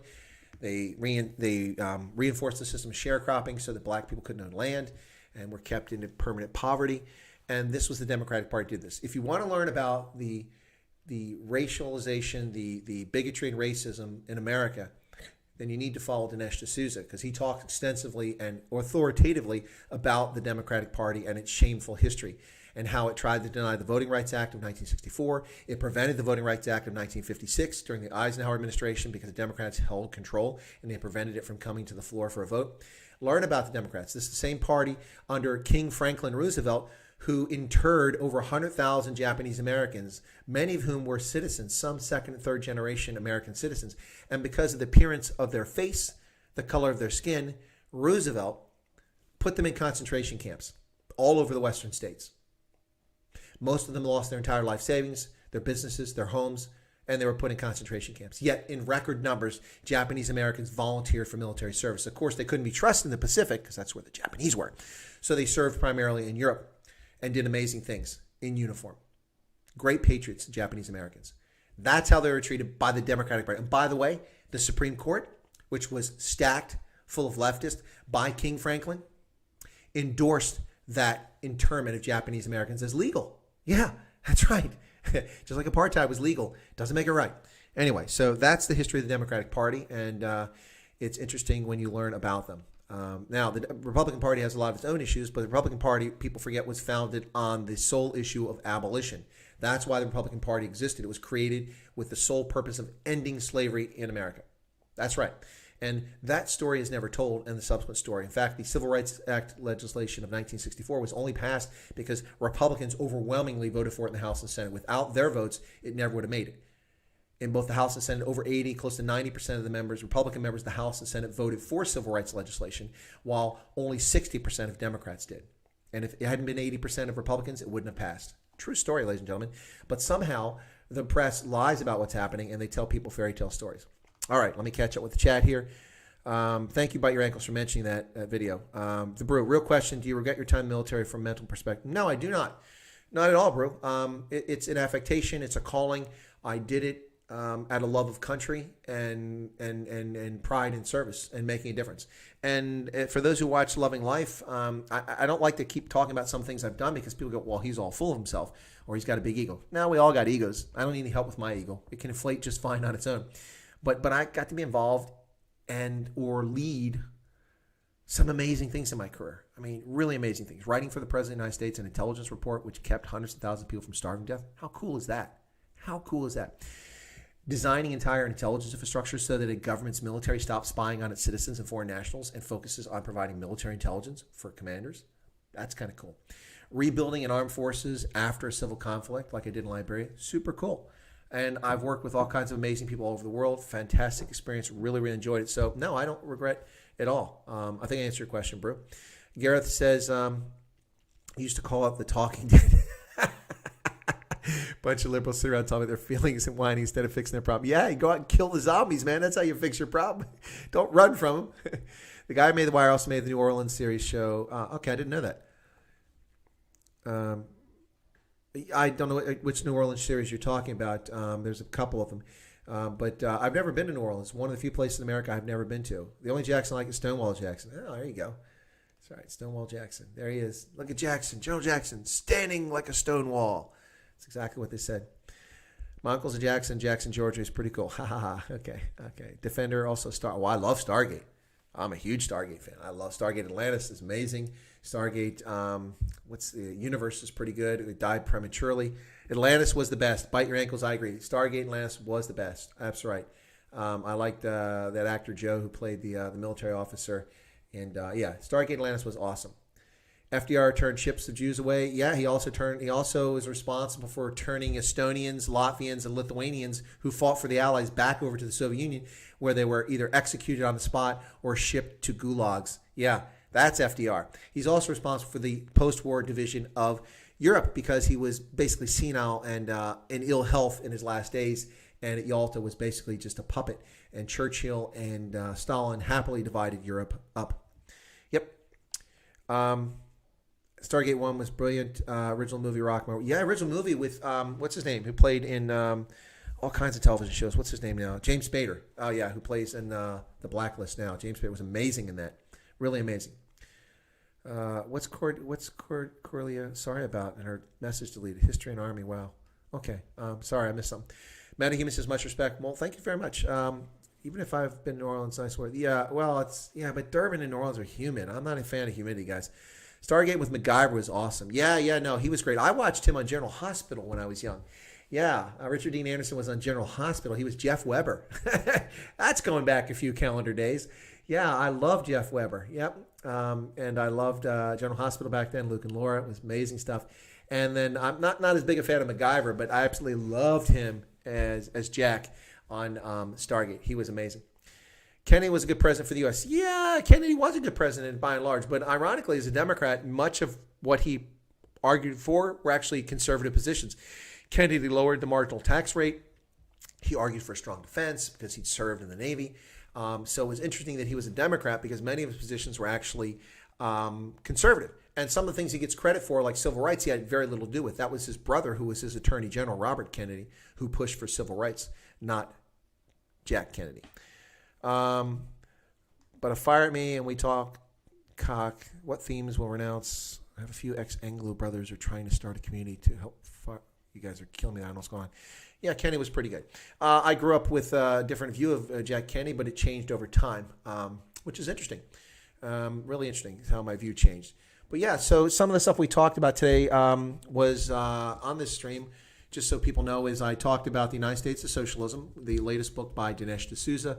And as I mentioned, I have an autographed edition, which is really cool. So I read from this, and the not universal, but near universal conclusion was you guys enjoyed this. So maybe I'll read a few more excerpts as I get further through the book, the ones I think that are applicable for the South Africa context and for the world, what socialists are up to. We talked about... we didn't really talk much about John Bradenkamp. John Bradenkamp was 79. He passed away last Thursday from kidney failure in Zimbabwe. For those who don't know him, he was deeply involved in the tobacco trade, and he was worth about $800 million US, something like that. And he was deeply tied to ZANU-PF, and before that to the Ian Smith government in Rhodesia. He was also the captain of the Sables, Zimbabwe's rugby team, and one of the few places that said anything positive about his passing was the Zimbabwe Rugby Union, which mentioned him because he was a former captain of the team and played for them back in the 60s. But the Daily Maverick did a nice hit job. I'm being facetious when I say nice, but they did a bit of a hit job on him, talking about him in their magazine, or their newspaper, excuse me. So let me see if I can bring that up really quickly here. Find that picture very quickly because I never saved it ahead of time the stream. So Bradenkamp. Okay, let me add that. Find that picture very quickly. I know it should be here. Okay, there it is. Yeah, this is what that's what the Daily Maverick is running, a story called Unaccountable. John Bradenkamp, agent of BAE Systems, unaccountable case number 12. Yeah, okay, well, maybe it's true, but where was the story at when John Bradenkamp was still alive and he could refute it or defend himself? On the occasion of his death, they run this story. Really cheesy, pretty lame. I'm not speaking in favor or against John Bradenkamp, but kind of saying this stuff about him after he's died. That's, yep. Anyway, so yeah, that's what the Daily Maverick said about John Bradenkamp. Quite an interesting fellow. So for those who don't know about him, there's a lot you can learn about him. He's was involved in many things, but is accused of being involved in the events in the Congo with the Zimbabwe Defense Force was going there, pilfering minerals and things like that. And then also I mentioned the elections in Malawi, which are tomorrow, ladies and gentlemen. The 23rd of June, 2020 is the rerun of the May 2019 presidential elections in Malawi. And the reason for the rerun is because the Constitutional Court, found that there were severe irregularities in the last running in which there were three top candidates. The top candidate from the Democratic Progressive Party was Peter Mutharika, the sitting president, who got 38.5% of the vote. And then after him was Lazarus, who came in second, and he got 34% of the vote, 34 point something. And then the third party candidate got 20% of the vote. So nobody got an outright majority. So the Constitutional Court said that they must set aside the previous results and run the election again. That was earlier this year. Mutharika took this case to the Supreme Court. The Supreme Court backed the decision of the Constitutional Court and said that they were correct and that it must be rerun, which of course made Mutharika very unhappy. He's attempted to unseat the country's Supreme Court, or the High Justice, and so that judge, he tried to make him retire, and then the court has said that you can't do that, and they put an injunction to stop the judge from retiring. And so Mutharika is not a happy camper, but elections are tomorrow, And what has happened is that the four parties, three who had three leading candidates, and a fourth party, which had a very small number, about 5% of the vote, have merged. The DPP has merged with the smaller party to give it over 40% of the vote by count from the last election. And then the two that came in second and third have merged, which puts them over 40%, puts them over 50%. So if they can pull the same voters and vote for the coalition, then the opposition will win, and Peter Mutharika will find himself bounced out. Mutharika is 79 years old. He's been president now for some time, and of course, he's not much of a Democrat. You can see he's trying to unseat the Chief Justice, and that's been stopped by the courts. He also, when his brother Bingu wa Mutharika was the president of Malawi several years ago, in 2012, and he died in office, I think it was April 5th of 2012 when he died, Joyce Banda was the vice president. And it was an interesting quirk of politics and history because Joyce Banda was from a different political party because Banda and Mutharika ran, and then when he became president, he dumped his party and formed a new party because he was unhappy after he got elected. So he and Joyce were from different political parties. He dies in office in 2012, and Joyce Banda becomes the president, except she doesn't. That's what Malawi's constitution says, that she must become the president. But what happened is that Peter Mutharika approached the Malawi Defense Force and said, listen, this woman is not going to be president. So you're going to back us, right? You're going to back us so that she doesn't become president. And Major General Henry Odillo, who had been appointed to become a two-star, he'd previously been a full colonel by President Mutharika, said, well, no. The Constitution says that the vice president gets sworn in, and then we have an election within 60 days. I think it was 60 days. Within 60 days. And then the results of that's who's president. So Peter Mutharika and his fellow cohorts and coup plotters didn't know what to do. SADC finally stepped in, and Joyce Banda was sworn in as president a few days later after an unacceptable delay of a few days. She became president. She ran in 2014 against Mutharika, she ran against Mutharika in the 2012 election. She won. And in 2014, there were very serious irregularities in the election. But in the interest of national harmony, she left office and he became president in 2014. So he's not exactly a Democrat. And he's 79 years old, almost an octogenarian. So when do you leave office? A lot of people are concerned that Peter Mutharika, now Bingu wa Mutharika, and now Peter Mutharika, how long do we have to have the Mutharikas? We had Hastings Banda, who was president of this country for decades, until we finally had democracy move on. And so a lot of people in the warm heart of Africa, as Malawi is known, are wondering what's going on. And so we will find out when the results come in from tomorrow's election, ladies and gentlemen. And the good news for me is I'm 6 hours behind Malawi, so I'll hopefully find the results at a reasonable hour, whereas the rest of Africa will be probably wondering what's happening. But anyway, so Malawi goes to the polls tomorrow, and we shall see what happens in these two coalitions that are formed. Who wins? I predict that Peter Mutharika will lose the election and will retire. That's my prediction. We'll see what happens. All right, let me see chat and catch back up on the chat. That's Malawi. Well, MetaHuman, hit the like button. Thank you so much for that. Also, if anyone is not a subscriber, please feel free to subscribe. Also, if you already are a subscriber, you ought to check every now and then to make sure you're getting the updates. Check that bell icon. Make sure you've selected all notifications for when I have prepared videos, live streams, and things like that. Let me catch up here. So, let me see. If things get tough over there, we'll give you a safe harbor here in Mazanistan, Colonel. Thanks, Defender. Appreciate that. My mouth hangs open when I hear about family assisting the president. You talking about Zuma? Malawi. It's like watching DSTV. I didn't watch that last week. Yeah. Well, it's funny. Malawi, which people don't pay much attention, just continues to march right along. Now, they have some challenges, dense population and some real wealth disparity issues, but less so wealth disparity, just a lack of wealth in the country. But it's a country with a lot of potential. NDZ lost with 50 votes. I'm scared. Lost. What are we talking about? Are you talking about 2017? Lost by 50 votes? Blake says, how do you remember all this information? Do you have an implanted SD card in your head or something? That's a good question, Blake Nerd. Well, thank you for that question. How to remember all this stuff? Well, so in the interest of full disclosure, when I do a stream and I'm going to talk about a topic, it's not simply I just talk about the topic. I go and look and double check. But everything I've just told you, I already knew. Nothing new. A couple facts about John Bradenkamp I was unaware of, but I looked and found them and found a few sources confirming. But most of what I know about, and simply oftentimes when I check on it, it's a matter of refreshing because I have so many interests. it's interesting. People say, so what are you an expert in? Or what are you a subject matter expert in? And I'm like, well, okay, what do you want to talk about? I'm not boasting. I'm just saying, seriously, what do you want to talk about? You have to tell me what your topic is, and I can tell you whether or not I don't know something about it. So that's kind of where it falls in. Yeah. So, and if you watch where I've been speaking and engagements I do, you'll see that I do things like talk about energy, alternative energy, talk about nuclear energy, and I'm not an engineer. I'm not in the energy industry, but I am an analyst. And someone with an analytical mind who is good at their craft knows how to research things, verify things, assess things, and then an analyst in the intelligence community who also has to assess intent learns how to read people to some degree, and you bring all that together and it helps you form views and make projections and analysis on things. So I'm pretty comfortable in my ability to analyze things. Doesn't mean I'm always right. I certainly get some things wrong, but that comfort level is why I was able to, within 15 hours, predict, or not predict, but say that what happened in November of 2017 was in fact a coup in Zimbabwe, 15 hours after it started, despite reports of all kinds of things and most analysts and news media refusing to call it a coup for an entire week. I did within 15 hours, and I published an article on LinkedIn saying as much and predicting what was going to happen.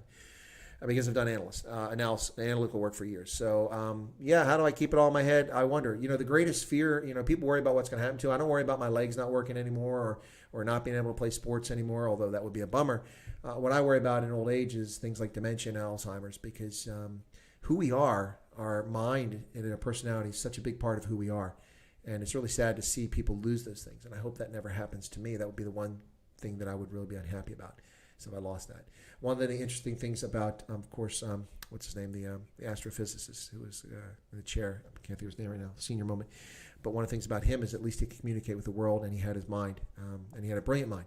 So you never pause. Yeah, I'll pause right now. The Dodgy Idealist is leaving. He's taking care.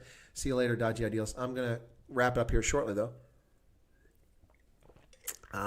Because it's late in South Africa, and a lot of people on here right now are in South Africa.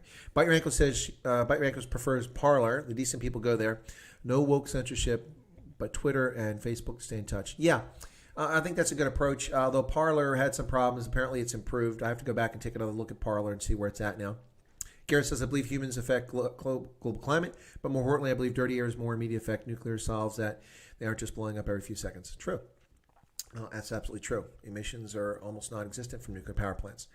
And laws use proper safety protocols, and in fact use micro-reactors. That the problem with nuclear power plants is that most nuclear power plants around the world are operating on 50 and 60-year-old technology because the Greens have blocked us from building new power plants with new technologies. They're much safer, and it's much easier to get high yields of electricity out of micro-nuclear plants than it is to build these massive multi-billion-dollar stations that put people at risk. Absolutely. Cool. If you allow democracy in Africa, the vote in communism, a quote by me. Okay, that's a good quote. Yeah, the taxi industry. We got to talk about that at some point. Not tonight, but we'll talk about that later, the taxi industry in South Africa. Oh, Corlia is leaving. Well, thank you for becoming a member so much, Corlia, and for the super chat. Bob. Get you online, Lynn. Hey, Lynn, thanks for coming in. Lynn, you missed it. I was talking about John Bradenkamp if you weren't here earlier. We talked about it a bit, but I'm about ready to go off. When can South Africa expect a coup, and can it be sped up? Whoa, that's a loaded question there. Yeah, okay, so I haven't decided what tomorrow's stream is going to be about, but I will probably, maybe I'll read a little bit from this book and see if I don't lose some more people when I read it. But tomorrow we'll talk about news events, and also I'll be more firmed up on the dates. Wednesday I'll have a guest on. My guest is Odin Moja, who is a South African, a Tswana speaker, and lives in Pretoria. And we're going to talk about his life experiences in South Africa. And it should be interesting. He's a fascinating fellow. And so we're going to talk a little bit about that. He also has family in Botswana, of course, as many people in South Africa have, relations, if not distant relations in Botswana, coming from the various groups of the Tswana-speaking peoples in South Africa. Of course, they say Tswana in Botswana. We say Setswana, but it's the same language essentially. And so you have, like in Botswana, you have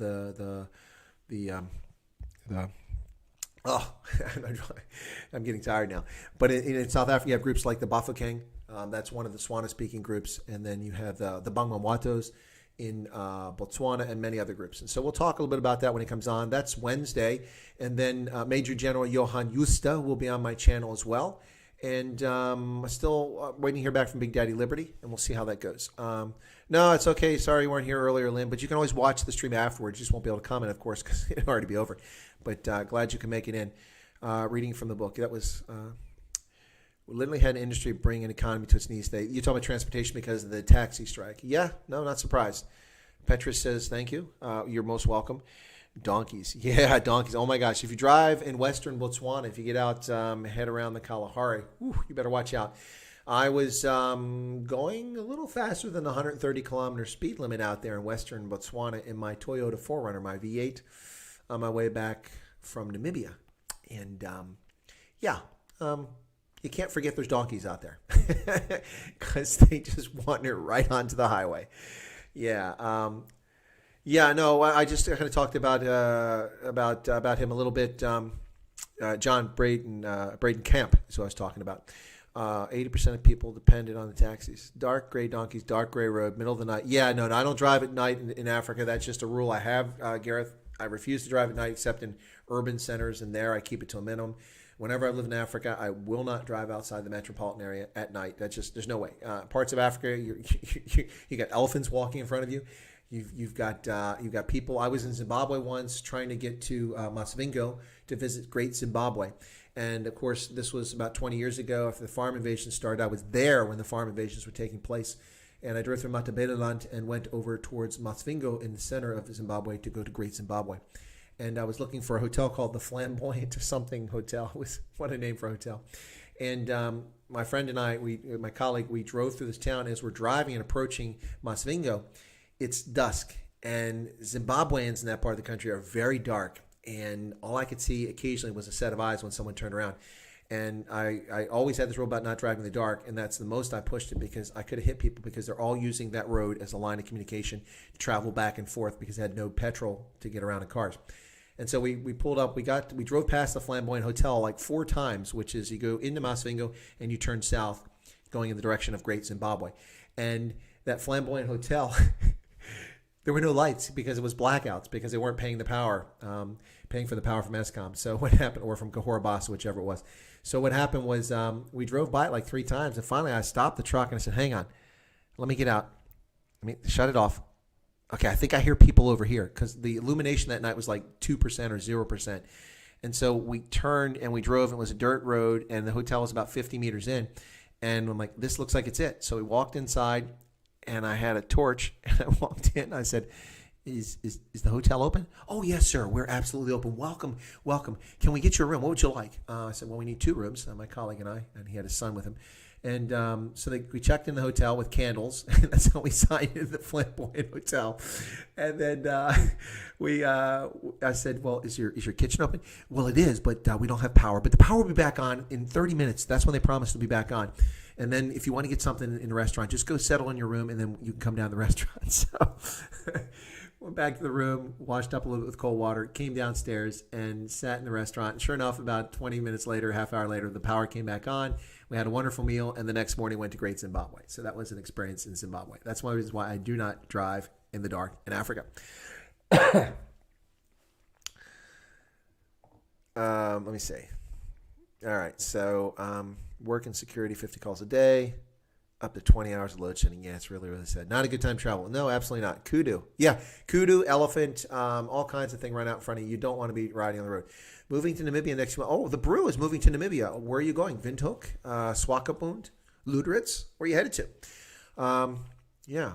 The biggest project South Africa's complete since apartheid is Haltrain. Well, Defender, I don't think that's true. I think the biggest project that the South Africa's completed since the end of apartheid is BEE and its destruction and evisceration of South Africa's economy. Strong Angel says, did you know former UK PM was allegedly in South Africa in the early 1990s buying decommissioned nukes along with Kelly? Professor found dead near a tree. No, I'd never heard that. Never heard that. The international community observed the decommissioning of those 3 nuclear weapons, so I'm not sure if that's what you're talking about. Let's see. Okay. All right. Garrett said, had to do gabs to Maun at night. Not fun, but bull bars help. Yeah, 130 to 20. Bump the donkey, they move. Yeah, they do move, Gareth, but they can do some damage. My Forerunner is big and it has a lot of weight behind it, a huge engine, but nonetheless, pretty dangerous stuff. You don't want to hit you don't want to hit donkeys. It's not good. It's not good. Wouldn't the biggest infrastructure project be the World Cup stadiums? Yeah, but they only really built a few stadiums, right? That's a good point, though, Harley. Good question. Yeah. And when I lived in Botswana, that was a real problem because most of the construction companies in Botswana were gone. They went to South Africa. They decamped to get the big lucrative contracts to augment the construction industry in South Africa. And of course, most of them were actually South Africans in Botswana, so they just took their business back there. But during that time frame, the only people that would do construction in Botswana were the Chinese, and they got a foothold, and they won't release it. So China built the Sorsoretse Kaba airport in Gaborone. They built the crappy power plant that's been built recently, which delivers about 35% of what it was supposed to deliver for electricity. And the Chinese are deeply embedded in Botswana, which is unfortunate because the work they do in Botswana is average at best. Some of it's good. Most of it's average. Let's see. All right. 3 at Vostop. Okay. All right. Ladies and gentlemen, we're at an hour and 38 minutes. So any other topics you want to talk about that we should bring up? We touched on Colin Kaepernick and Brett Favre's ludicrous statements, farm murders again, and then also on Gavin Newsom and his requirement for people in California to wear masks. We talked about John Bradenkamp, Malawi's elections at length, F.W. de Klerk, and the cowardly submission to political correctness and not letting a Nobel Peace Prize winner speak. Whether you agree with him getting the prize or not, he is a recipient of the Peace Prize, and he is a historical figure. And listening to what he has is important, whether you agree with it or not. The American Bar Association not having him as a speaker at a virtual conference is sad and shameful. Whether it's their fault or it's de Klerk's fault for pulling out, I don't know. And I'm not going to guess. And then, of course, we talk famously about Dinesh D'Souza. Blake Durden, what about Marmite, Blake? What do you want to talk about Marmite, man? I don't like Marmite. Did bots get much load shedding? In fact, Harley, that's a good question. When I moved there in 2008, no American diplomatic community people had a generator. We never had a generator because electricity was reliable. Botswana produced 25% of its power domestically, and then the other 75% of its power it would buy from Eskom in South Africa. And because Botswana paid its bills on time, all the time, there was never any load shedding. But by 2008, because of the massive uptick in platinum mining in the platinum belt from Pretoria to Rustenburg and the expansion of the platinum mines, the demand for electricity had grown significantly in South Africa. So now they didn't have enough electricity. So it wasn't just Zimbabwe and Mozambique that were not getting enough electricity from South Africa. It also became Botswana. And so we had blackouts as a consequence of that in Botswana. And I had to use my budget from the Department of Defense to buy generators and have them installed. And that cost me $25,000 US to put these generators in backup power systems each residence we had. That was quite expensive and very frustrating because the way the embassy works, it's a housing pool. The residence that I was in wasn't going to be somebody from the Department of Defense next time. It could have been a State Department person, and they didn't pay for that power system. We did. So they move in there, and then they put us in another house. They add to the pool that doesn't have it, and then they demand that we buy another one. And that's a game that the State Department likes to play. I'm not speaking ill of them, but they do this all the time. They get other agencies to bear the burden of paying for infrastructure that they don't want to pay for. Yeah. Anyway, so $25,000 per residence I had to pay for. So I had a couple $100,000 that we had to pay to put generators in because Eskom was unreliable. So we had a lot of blackouts there. I would say my generator came on at least 2-3 times a week because of South Africa not providing the power that was paid for. Actually, we paid for the power. Botswana did. Anyway, the bottom line is that Botswana, as I told them 20 years ago, they should have had a vision and done tenders for massive power plants based on coal, bituminous coal, which they have massive deposits of in Botswana. They could dig the coal up in the country itself, burn the coal, and they produce enough power for themselves and then sell power to South Africa because in 2000 I predicted that mining was going to uptick, the economy would start to grow, and South Africa would not be able to produce enough electricity for itself, and then you could sell power and make money by selling power to South Africa. Botswana paid no attention to that and found themselves in a bind, and it hurt their economy. Anyway, so why so much hate for Marmite? Because it tastes rancid, Christine. Christine Janssen van Hunsbeck. Well, good to see you there. Doc Burgess says, have you heard that de Blasio looks to model racial justice after South Africa's truth? No, I haven't heard that. What does he have to have a Truth and Reconciliation Commission for? For his fraud? The guy's name is Wilhelm. Wilhelm is his name. But he didn't like his father. So he decided to take his mother's maiden name. That's very manly of him. So he's now de Blasio.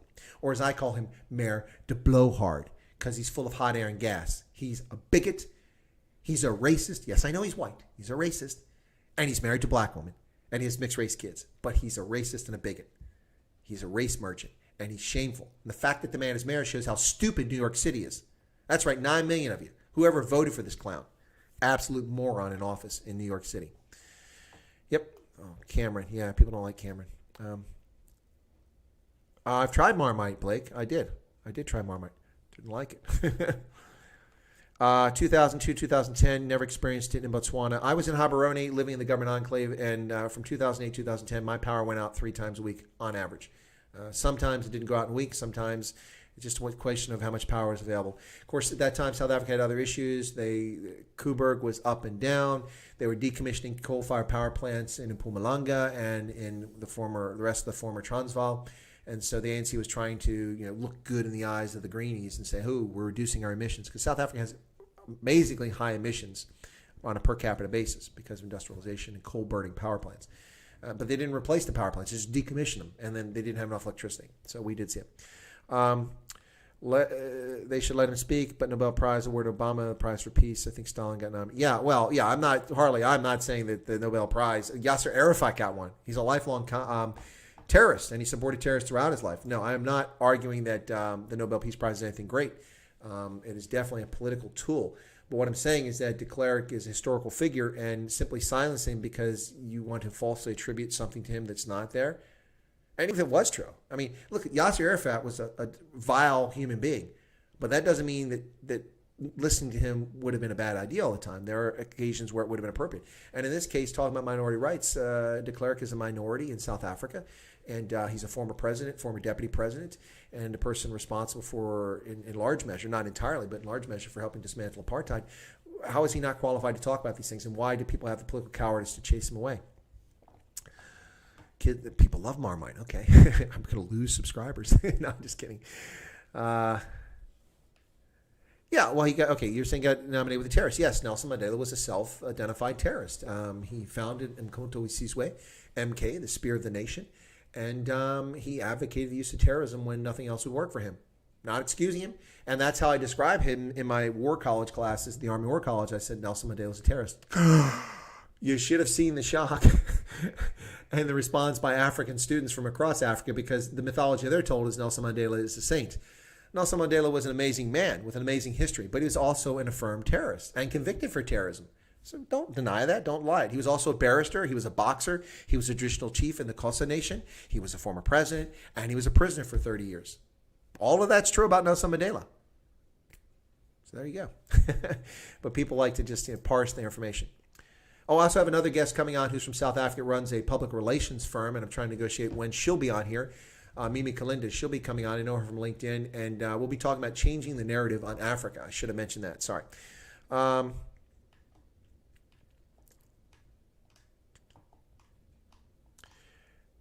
Well, I just saw a comment here that I wanted to do, and it just disappeared on me. Hang on. I'm trying to find it there. Somebody said those interracial guys are the worst. I think you're talking about de Blasio. De Blasio is kind of like, draw an analogy, kind of like the smokers who smoke and then they don't smoke. They're the most adamant people, crusading against cigarettes. And people who think they're woke, or because someone's married to someone of a different race, it makes them an expert on race relations. They're probably amongst the worst people when it comes to discussing these topics. Yeah, I think that's what the comment was about. All right. You guys are Marmite. Oh, it was Gareth that said that. Stupid politicians are a pretty bad reflection on the electorate. Yeah. Okay. Government should pay attention. Emission tax, international institution funding green energy. Yeah, but the heck's going to come out of your pockets. It's so funny watching people trying Marmite and Vegemite from Australia. It is funny, yeah. FW is a kid who didn't listen to his Uma. You can be anything, just don't be P87s. You're funny. Okay. Exactly, that was in my mind by way of explaining the sort of donkeys they are. Yep, someone still needs to explain this woke BS. Yeah, well, this woke BS is because it's political power is what it's all about, the brew. It's about political power. It's about people controlling the narrative so they can amass power for themselves. And we're talking about, by and large, people who've never accomplished much anything. Listen, 5 PhDs doesn't mean you're smart. It just means you have the discipline to sit down to run through a process to get awarded and conferred a degree. That's all. I have multiple degrees. I have an associate's, I have a bachelor's, and I have 3 master's degrees. Woohoo! Whoop-de-doo! Doesn't mean anything. Doesn't mean I can think cogently. Doesn't mean I can use critical thinking and be analytical, or that I can be honest. Doesn't mean any of that. It takes me, the person, to make that happen. That's what it takes. And the political left has accomplished very little other than destroying countries. The history of socialism is an abject failure, not a single case of success. Can't find a single one. And hundreds of millions of lives have been destroyed as a consequence of this nonsense. And these people have somehow gained ascendancy. And I think, as Dinesh D'Souza alludes to, the reason that they're able to do this is because capitalism has been so prosperous and so productive. Now, it's not even true capitalism anywhere in the world, even here in the United States. It's interfered with by the state in ways it shouldn't be. But what I'm saying is that capitalism around the world is the driving force for technological innovation, for rising people out of poverty, for increasing livelihoods and making life much better and increasing lifespans. It's all because of capitalism, not because of statism, not because of socialism. And capitalism has become so successful at improving quality of life and making life easier for people. Look, nobody has to take a board here in America and go out and scrub their clothes on anymore. For decades, they've had power wash machines. You plug it in, you hook a hose into it, you wash it, you dump a little stuff in there, you wait an hour, you come back, you take it out, you stick it in the machine, you let it dry, or you can hang it on a line. That used to take hours. No one here in America, for the most part, has to walk outside and dig up vegetables to have dinner. You go to your grocery store, you buy the vegetables already made, and they cost almost nothing. My point is that capitalism has made life so easy for so many people that people who are lazy, who have no challenges in their life, who never suffered, look around and go, oh, they look for some reason to exist, some raison d'être, some reason for being, and this is what they do. What is woke? Woke is this nonsense, Lynn, where people, the stuff you see like right now, the rejection of Leon Schuster's movies, that's woke culture. People think they're awoke, they've been awoken, and they're sensitive, they're tuned in, they're clued into the world. That's what woke is and what woke culture is. It's nonsense. It's a different term for political correctness, but it goes beyond political correctness. That's what woke is. Gareth says, isn't it ironic the U.S. Embassy's neighbor is Huawei? Where at? In Pretoria? Or not in Gaborone? There was no Huawei in Gaborone, so you're talking about in Pretoria maybe. Left result of the right going soft. Yeah, well, of course, Ronald Reagan famously said that liberty is just basically, I forget the exact quote, but and it wasn't him that said it originally. He just liked to repeat the quote, that the tree of liberty had to be renewed every generation because people forget about it, basically. Democracy is broken. Maybe it's always been broken. Well, democracy is vulnerable. I think monkey pushing wood, that's the issue. Democracy is vulnerable. Its openness and its ability to let others be part of the process makes it vulnerable. In the Soviet Union, you wouldn't have a Republican Democratic Party because the Soviet Communist Party would crush and destroy them or send them to the gulag. So there's no challenges to them, no threats. In one-party state in Zimbabwe, before they allowed the move for democratic change to exist, you had a one-party state. It was just ZANU-PF after it destroyed ZAPU, and they did what they wanted, unchecked. In a democracy, you allow other parties, even parties that are antithetical to your political system, to exist unless they commit crimes. And parties like the National Socialists lose elections, but then gain influence, gain power by rising. And in the case of Germany, they didn't even have a majority. With just 1/3 of the vote, the Nazis took over the country because they were the largest party and formed a coalition. And then they rapidly brought the rest of these groups into themselves and destroyed democracy and freedom in Nazi Germany. There you go. Snort club. What's that? All right. Lynn's canceling her Showmax subscription. I guess that's because of Leon Schuster. But you're welcome, Lynn. Hopefully I explained it well. Communism, you're forced into communism. Democracy allows you to choose communism. That's the bottom. That's exactly right. And that's kind of what Dinesh D'Souza is talking about. So, folks, we still got a good crowd going here, but I'm going to call it quits here in a few minutes. But before I do, of course, I'll play you the lovely Plekken die Sonne from Giselle. I will be having Giselle back on the program sometime soon because we're going to celebrate probably about an hour and a half program playing music videos, but I'm waiting more music videos. I only have the 2 right now.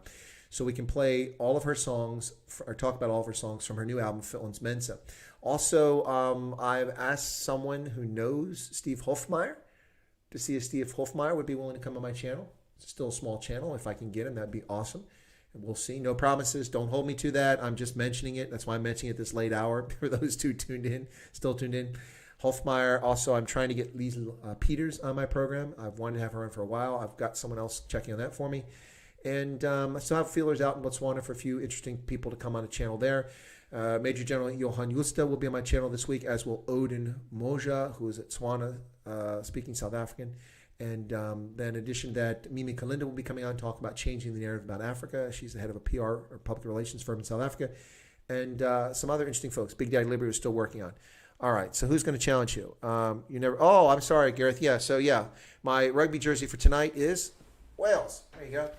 2019 Wales road jersey. So Welsh Rugby Union World Cup 2019 and the Welsh Rugby Union. There you go. It's got kind of this Harlequin pattern on it, and that's the Wales 2019 road jersey from the Rugby World Cup. And of course, I'm wearing a Rugby World Cup cap. Why? Because my hair is out of control, ladies and gentlemen.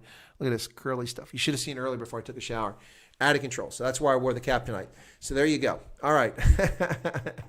Yeah, it's a Wales jersey. Anyway, cool. Oh, there you go. Strong Angle says Simra. Yeah, which is the Welsh name for Wales.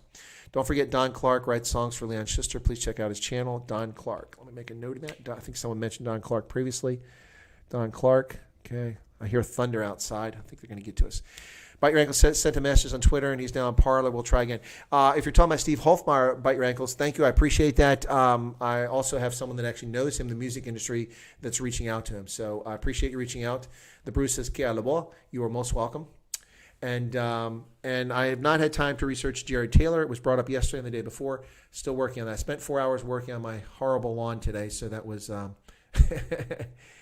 yes, Lynn, it was you. But someone in the music industry is also got them checking into it. So thanks for the vids. Good night to all. Thanks, Blake, for tuning in. All right, ladies and gentlemen, I'm going to close out with Giselle with Plek und die Sonne. I want to thank you all so much for tuning in. Before I do that, though, once again, as I always do, let me give credit to, got one new member tonight on the channel. Thank you so much for that.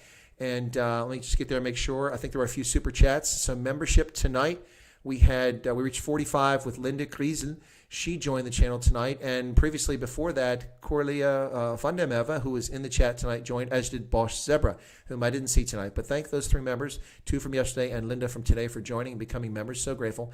And we had a few super chats tonight. We had Paulie, who gave 70 Rand super chat, and then Corlia gave a 14 Rand super chat. So thank you so much for the super chats and also for the membership. Really appreciate it. And let me just say, ladies and gentlemen, thank you so much for tuning in. It's been my pleasure. Hang in there, folks. The leftists, when they're exposed for the frauds that they are, people who are rational and reasonable will come to the center. And if they're not in the center, they'll find their way to the center. Trust me, it does happen. I love the rhinos there. Petrus Oosthuizen's put up. That's pretty cool. Yeah, I love rhino. Anyway, you're all most welcome. Thank you so much. Let me turn off the membership goal and then my camera. And then we'll close out with Giselle Plek und die Sonne. Let me just find that really quickly here. Where's her video at? And thank you so much for tuning in, ladies and gentlemen. And now I can't find her video. It disappeared. Where's her video at? Giselle, come on. There it is. Okay, there we go. Got it. Giselle music video. Okay, ladies and gentlemen, have a pleasant evening. God bless.